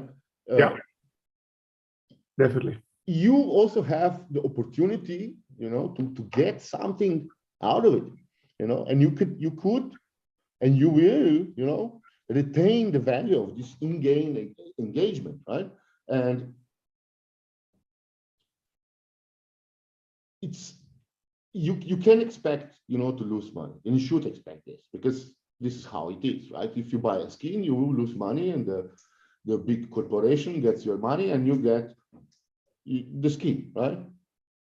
But we have to, and then we go back, you know. The gamers want to own it, but they don't really want to own it because that skin it's behind some walled garden, and there's no option that they can sell it in a trustless way.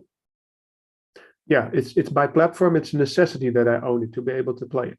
Yeah, exactly. You know, so you're spending thousands of hours, you know, without having any future value. Because if you want to sell a skin on, where can you sell it? Can you sell it on Steam? You can sell it. Yeah, you can sell the skin on Steam, you know, from Counter-Strike and stuff like that.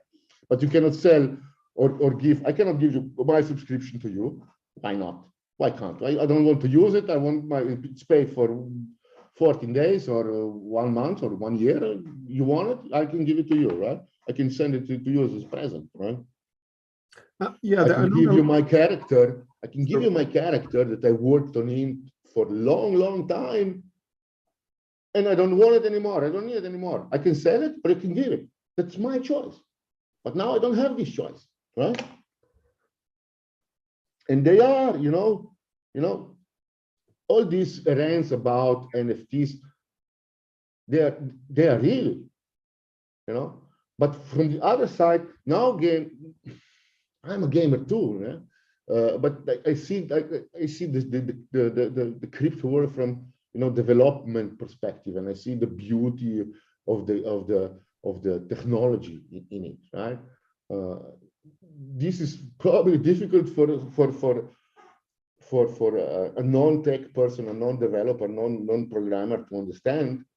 But in other cases, there are also programmers that say, the blockchain and crypto world is scam, and they are also right? And, you know, so if we go back to that philosophical, you know, question, if this is all really madness and we cannot leave something, you know, behind, you know,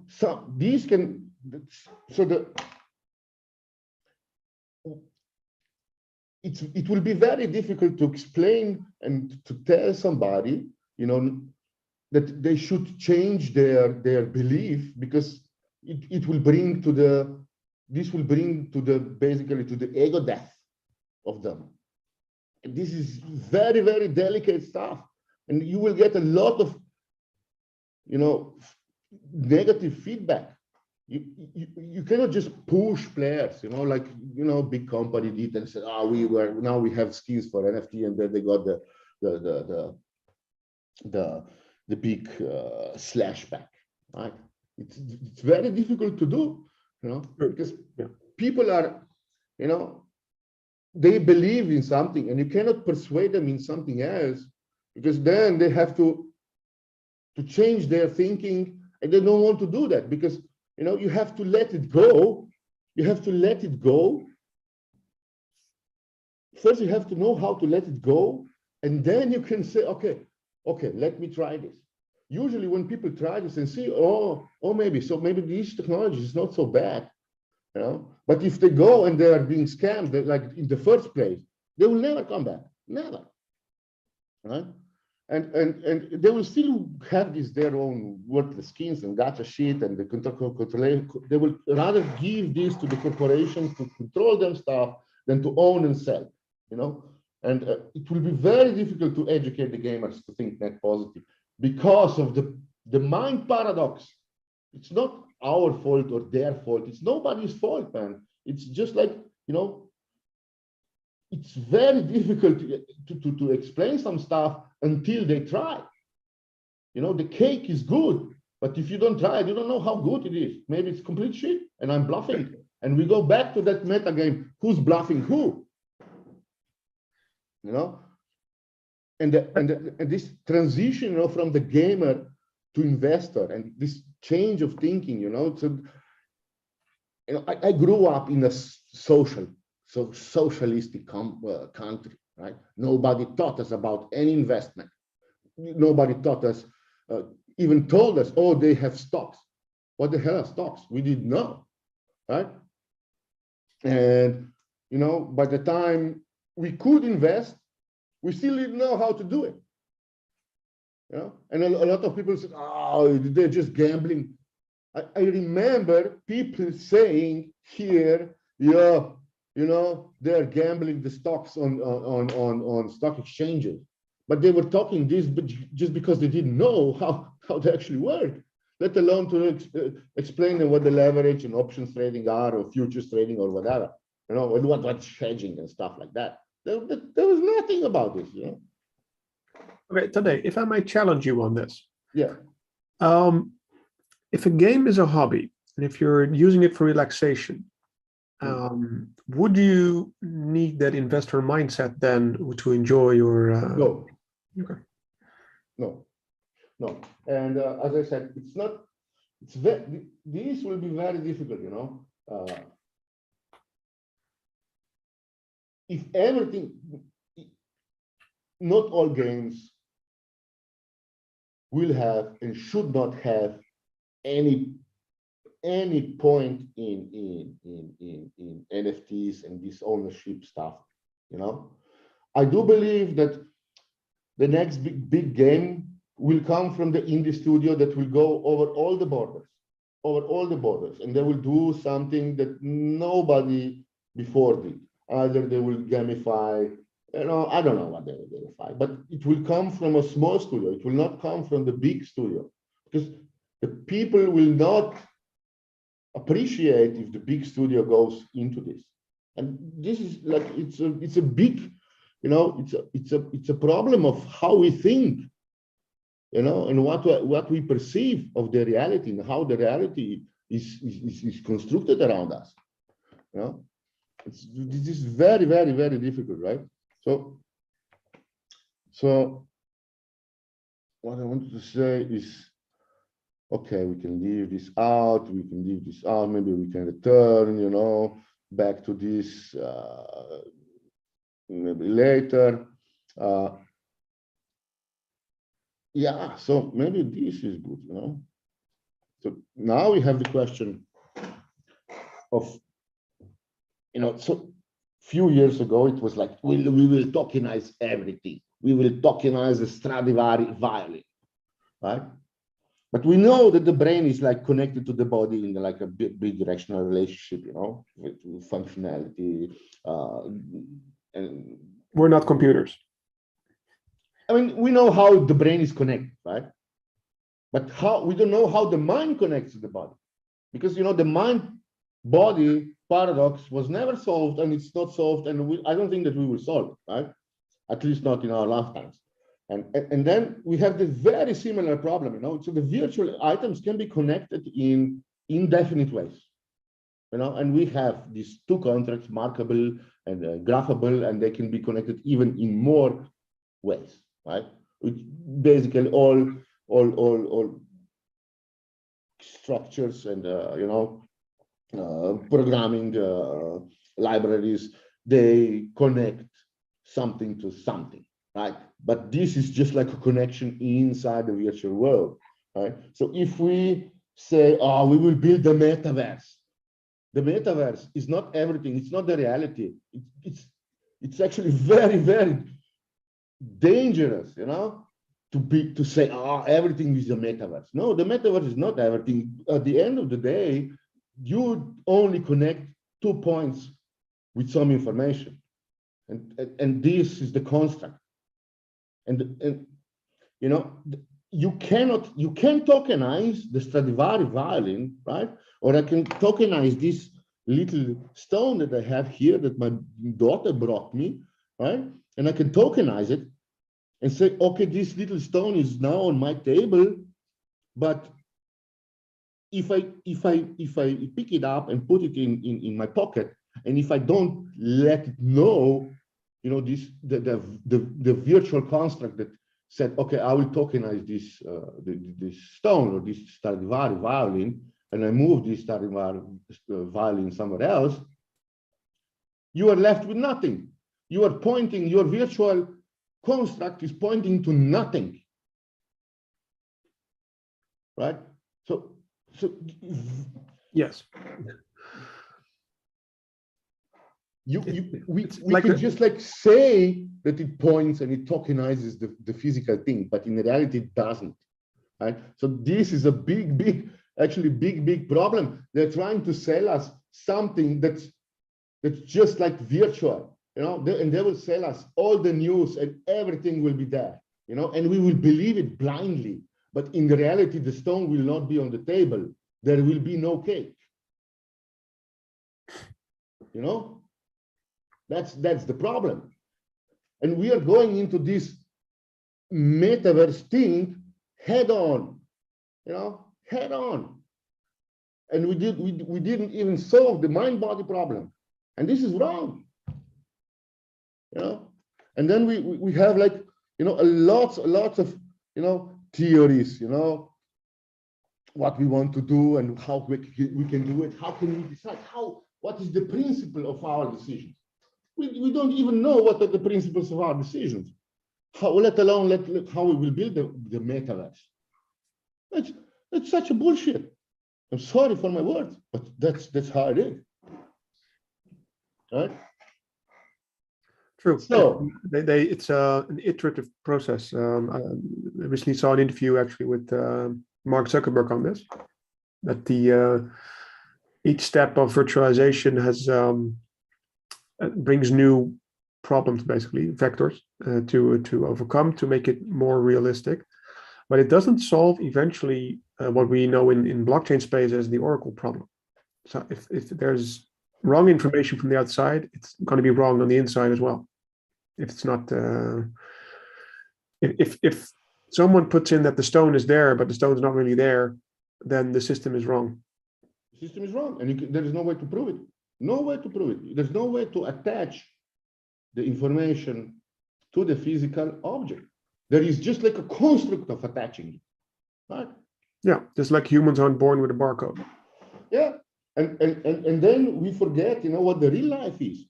The real life is not margaritas on the beach, as one philosopher said. I don't know who said it. The real life is not margaritas on the beach in Jamaica.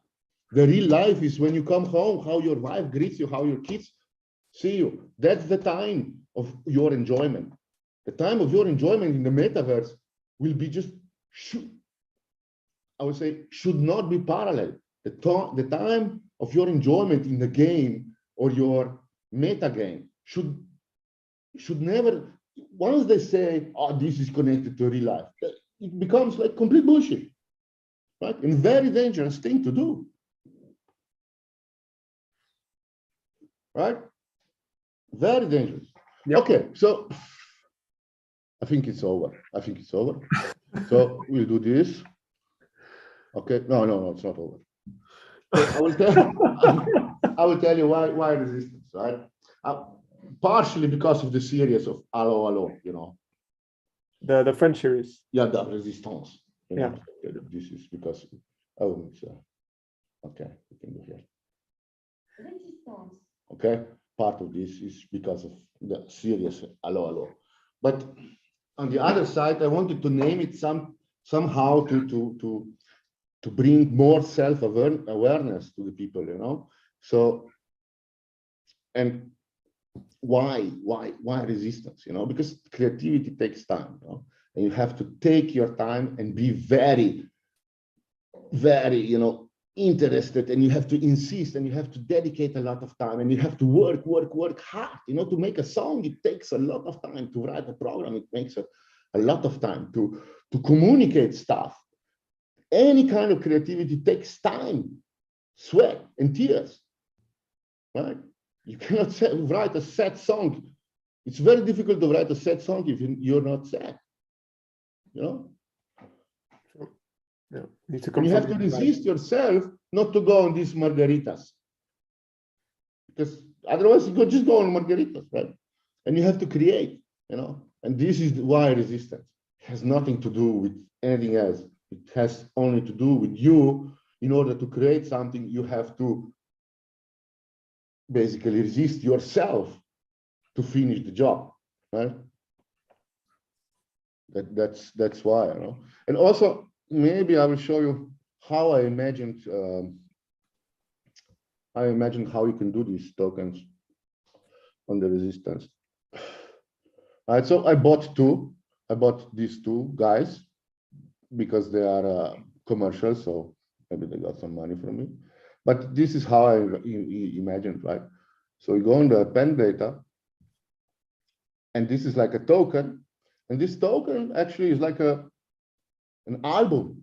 It's a song collection, and I have 3 songs in here with the lyrics or any kind of information, and I can put this on the marketplace, right?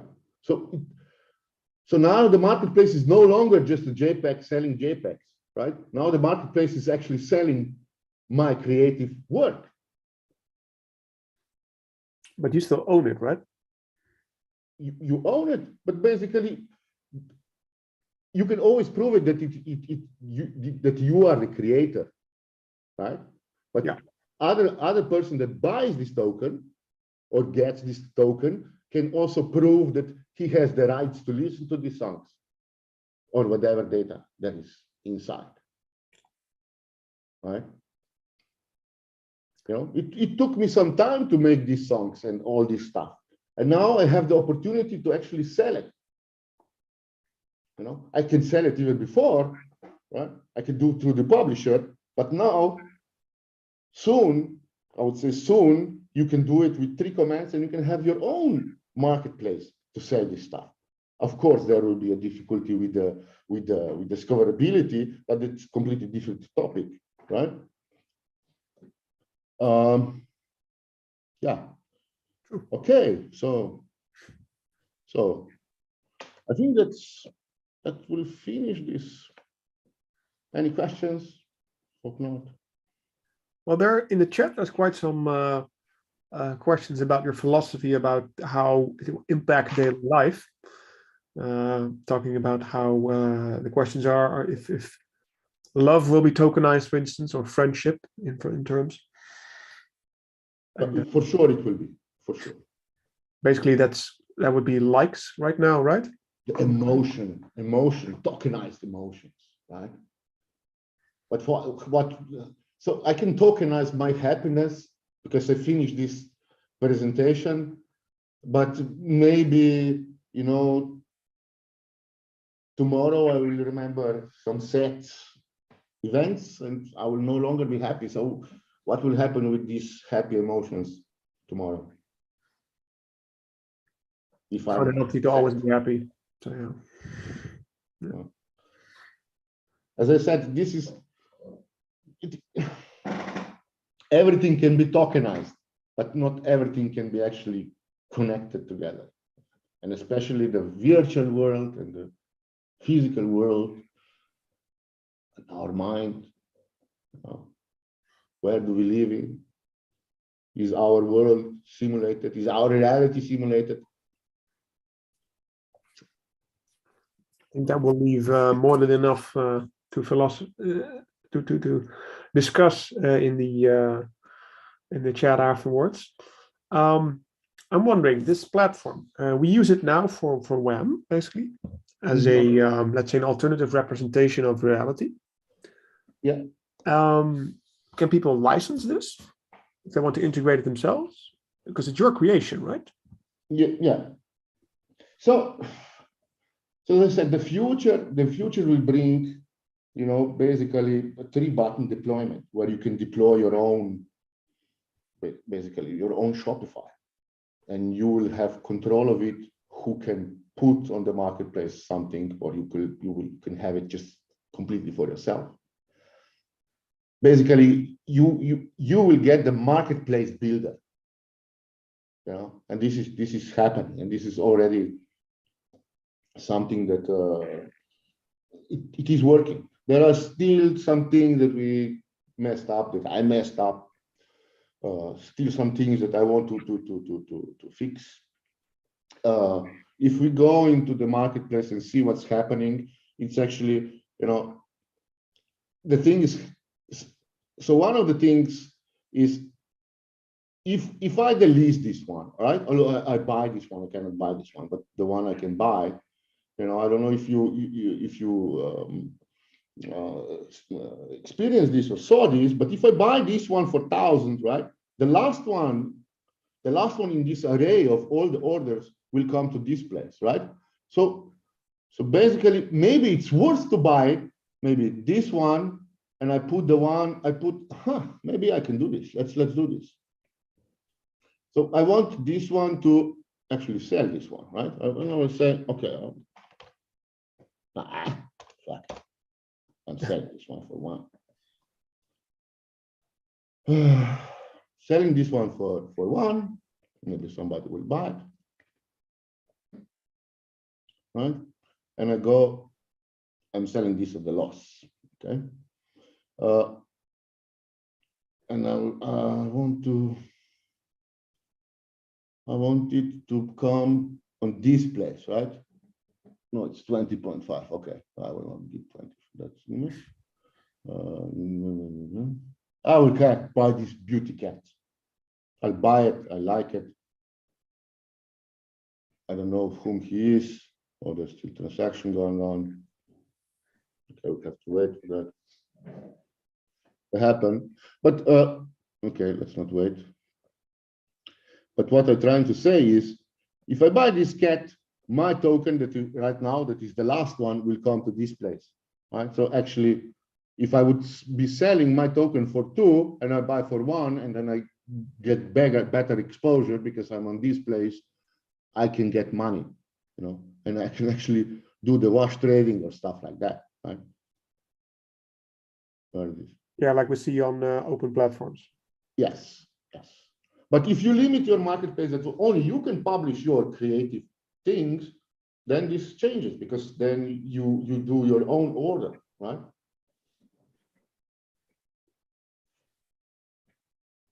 Yeah. So now it's placed here. Yeah, and if I go and buy that, right? And now in the meantime, somebody else will sell something, and I buy it here. This one I buy, the beauty cat.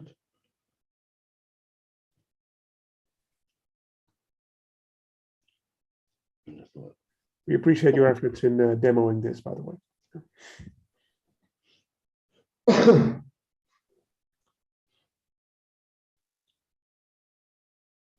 And then when it will refresh, because the refresh thing, yeah, my token will come on this place.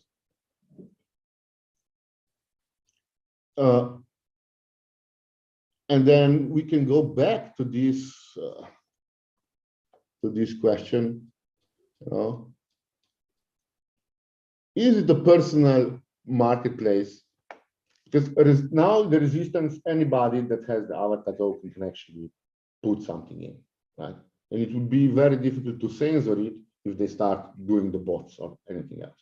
But if it's limited to only those that are trusted parties, or only to you, then you don't have this problem, right?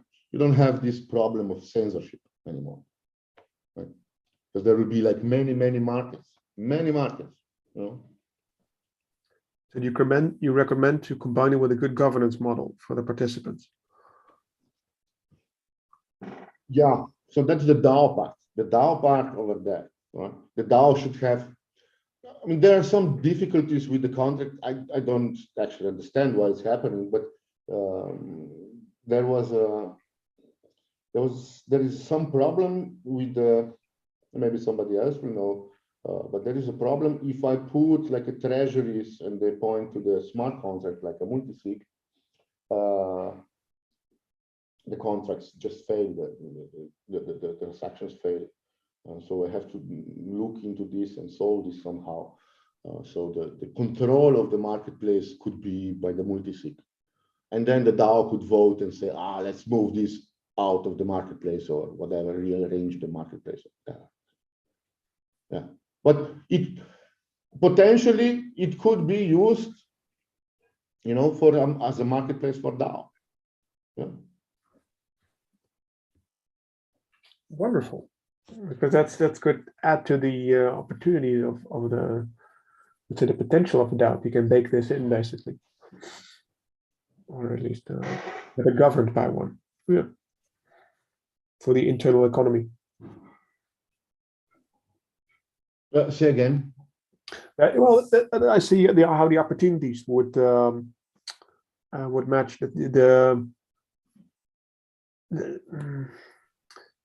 the potential of a DAO in that you can add it as part of its internal mechanisms. So the internal economy of a DAO could run on this basically.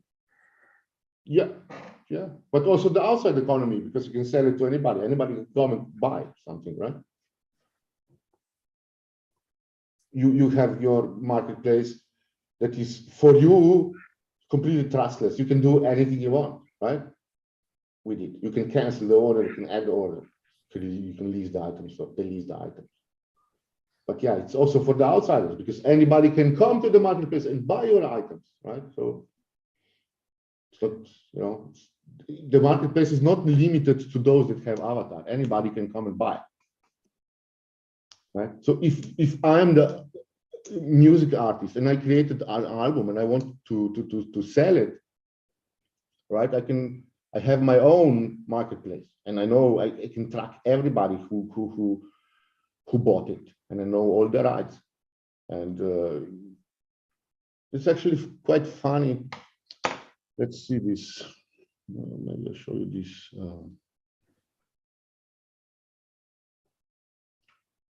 So the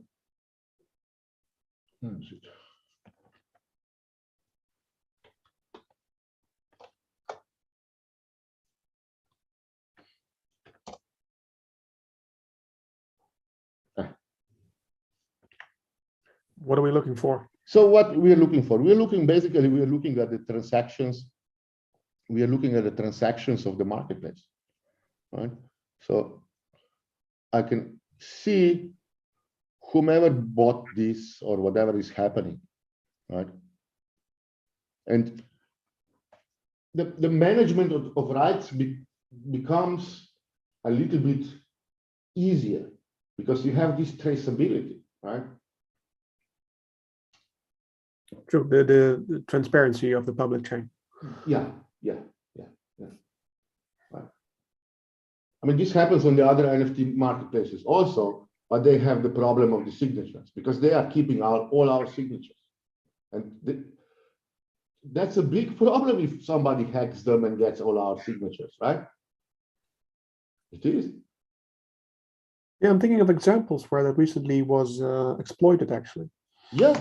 They were doing the phishing, and I don't know how many NFTs were lost because people signed the signatures, and then you just execute with the signature, and the token is yours. Yeah. But I have to say, the contracts here are not being audited. I hope they don't have these kind of bugs. I hope, but there will be at one point they will be audited, right? They'll have to be, yeah. They will have to be in order, so people will trust it. And also, I myself, I have to be. If I give something to the people, especially this is the way I see it. It's really a powerful stuff, and I don't want to be, I want it to be really bulletproof, right? And we are still not there, but we are going in this direction. And I think that in connection with Swarm, we can do beautiful, beautiful stuff. And, you know, as we upgrade and move forward, we imagine having something that you deploy on decentralized world with using just this, how to say, Web3 technologies, and you are your own master, not being dependent on nobody else. You don't have to pay any subscriptions. You don't have to you know, give any shares, any cut to nobody else. You know? It's your marketplace, not Shopify, and you have to whatever. I actually like Shopify, you know. Of course, you're, but you would, yeah, you do have the, let's say, the lock-in of the platform if you're using them. Yeah, it's very easy to do there. It's you have technical support and all this stuff, right? That's all is true. But if you want to sell something that's digital, why would you need the centralized platform?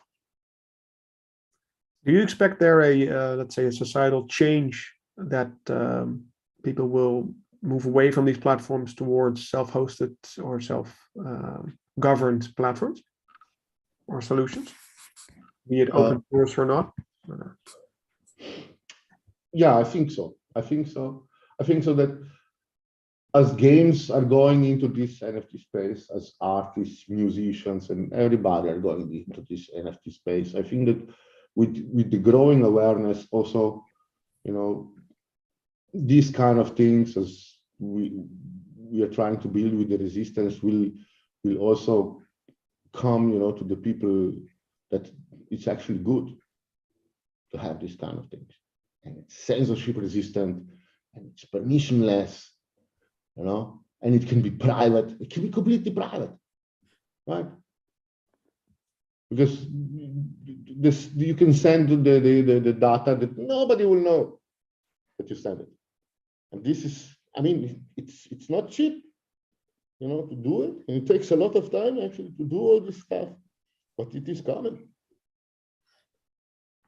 Which is why we're grateful for you and for all the other participants who are currently working in the hackathon on creating new projects, because this is the time when these new technologies can be put to good use to find out what the best business cases are for society. Today, thank you for this extensive demonstration on the Resistance platform. I saw there were some questions in the chat also about the claiming periods. I noticed people were wondering if it's available right now to upgrade their avatars in the platform. Huh. Yeah. Let's do it. They want to try out all these new. I turned off the. I want to show this how this is actually done. So primitive, but it's nice. I will share screen back. Right. Okay, you see it. So I will ask you, Robert, to tell me how much experience should I give for this? Maybe 10. Let's turn it up to 11. Let's do it. Yeah. Oh, let's do 11. I like it. It's a happy number. And then I can specify. So this is the training. I didn't show any code. I should show any code, so I won't give any training. I will do 4 for the charisma, right? I will do 1 for the constitution. I will do how much dexterity do you gain with this? Because you were listening to me for 1 hour. At least, yeah. At least, yeah. So I would say 3 for dexterity. I hope you gain some knowledge out of it. So I'll give 5. And I'll give, I don't know, for strength. How much will you give for strength? Let's do 2. 2, yes, I agree. And now we have reputation. How much reputation do we get? So that's reputation for participating in this call, right? Yes. Well, let's make it a big one. It's you're the founder of the project, so I will do the 9. Okay. Visibility. How low, how high? Maybe 4. Huh? Distinctiveness, I will do 7. Authenticity, I think this is the first of the kind project, especially the markable and graphable and all these tied together. I think this is it's quite authentic. I'll do the 7. I'll do 8. Very transparent. I'll do 5. Consistency. Do 3. So how the contract works? So each part of the avatar has parameters, right? And because I didn't want to have like a function with a lot of parameters for each of the avatars, I just made like a huge number which I then divide and do the modulus, and I know exactly which part of the number goes to each property. It's very simple, but also efficient for making a transaction and supplying the data. It could be even less. But somehow I wanted, to have like zeros in between. Okay, so peace, we want peace. We want love. We want unity. We want respect. I want you to be, courageous. I want you to have like a lot of courage to continue, and resist your tendency to go for a margarita on the beach. So can you explain what these factors are? They included if you claim the experience? Does your character grow with these, or how does it work? Yeah. You actually get these points into your different parts of the avatar. Right, and then the last one is the privacy. The privacy, I would say, I would give just 1,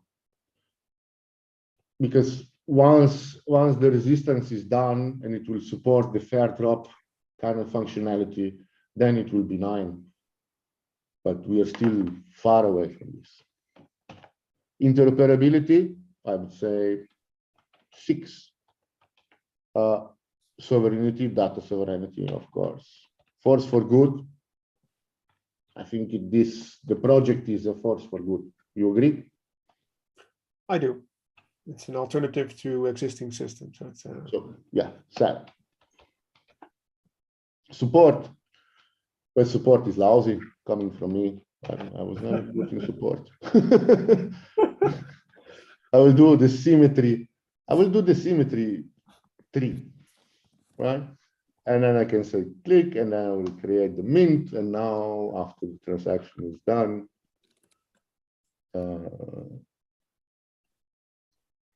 users will be able to mint. That's it, right? But this is like a smart contract, right? So this could be done programmatically. The other machine could do, and there's a lot of opportunities for this to grow. But as I said, I'm not very satisfied with how the avatar is conceived and built together. I think that this is also an area of additional research, how it should be done. But if you think of it as a ticket to your personal marketplace or to the resistance marketplace, it's okay. It's okay as a ticket. It is a good experiment how to claim the experience. That's also good. But how the smart contracts are written, that sucks. That's not good. We have to conceive it differently, right? Also, I would like to say some things regarding the standards. I tried really hard, to be compliant with the existing ERC 721 standards, but in some cases, the DM collection is still. I had to limit, I had to go into the required statements and shorten the strings to get under 25 kilobytes. because of all the functionality that is inside. The code is just too big, and there is the limitation how big is the code can be, right? So there's still some work that needs to be done regarding the optimization and the size of these DM collections. So yeah, not there yet, but coming slowly into that. I can imagine, especially if the current standards are set with other uses in mind. Yeah. And that's, I mean, especially the NFT standards are EC 721 is years old already. If yeah, and also, it's, because you work with Swarm, you basically work with bytes. Bytes 32 is your only friend, right? And you have to send back from the contract, the JSON with all the information of the creator, of the current owner, where is the data, where is the metadata, and all this stuff, And if you want to do like a nice JSON, it will take a lot of bytes, in the contract. So I had to limit everything. So it's just O for the owner, C for the creator and stuff like that. I had to reduce everything, and also so I had in the data market, I had a challenges inside. So you could challenge somebody because they didn't or they played the system, right? So you could challenge them and say, okay, I want your money back, my money back. I send you an NFT, and you could challenge it and say, look, what you provided to me is not good. And then the DAO would come and say, this is really not good. And based on the result of the challenge, you could get your money back, right? Because the guy didn't stick with the agreement. But this is also had to be moved out. I would very much like to see this coming back into it. I think it's a nice feature to have these challenges. But yeah, we will see. Again, thank you for your time today, because it's we've taken quite a while to go deep into the opportunities of resistance, the why, the how, where, and what you want to achieve with it, and your reflection on society and the impact. Let me check my papers. I have these papers here. If maybe I forgot something, probably I did forgot something. So, as my final question would be, given the extensive use you want to offer with the platform, have you thought of adding project bounties perhaps, or attracting other participants to build it with you? Yes, of course. I thought about this a lot. What would people need to do to get to you to support you in this? Yeah. Or are there already published bounties for this, perhaps? No, I don't think there are. We have to discuss this. It's a. I would say I'm the code is in quite embarrassed state. So I think that the first thing that we have to do is do the cleanup and do all this stuff, and then I would really like to go into the fair drop part, so when the user buys something from your marketplace, that he bought it and who bought it, and you would know his ENS, and you can send him the data. That is for me a holy grail on the top of it, the cherry on top. That would be the cherry on top. Yeah. The plans for that are still in the works. So how to?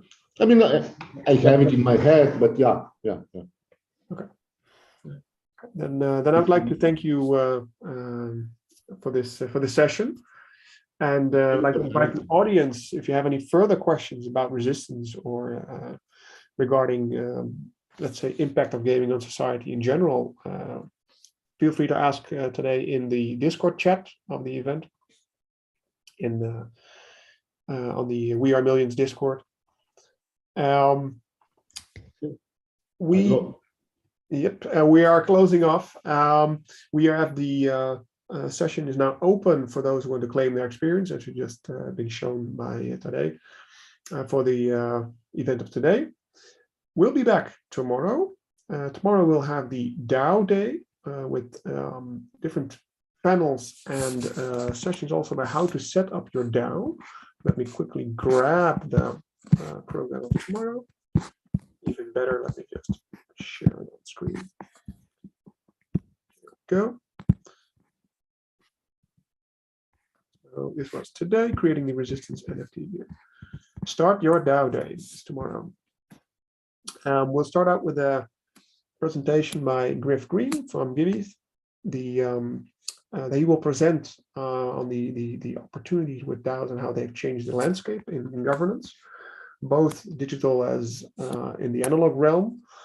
Then we'll go into a panel on the uses of DAOs and how they've been evolving over time, and how the different initiatives have been coming to market, and of which several we have invited and which will be there, and also provide a workshop afterwards. So we'll have multiple workshops on how to set up your own DAO to build a governance system for your own group or subgroup. So and to integrate it into your application, for instance, of your DAO. So we'll hope to see you there again tomorrow. And until then, thank you for your attention today, and have a safe day.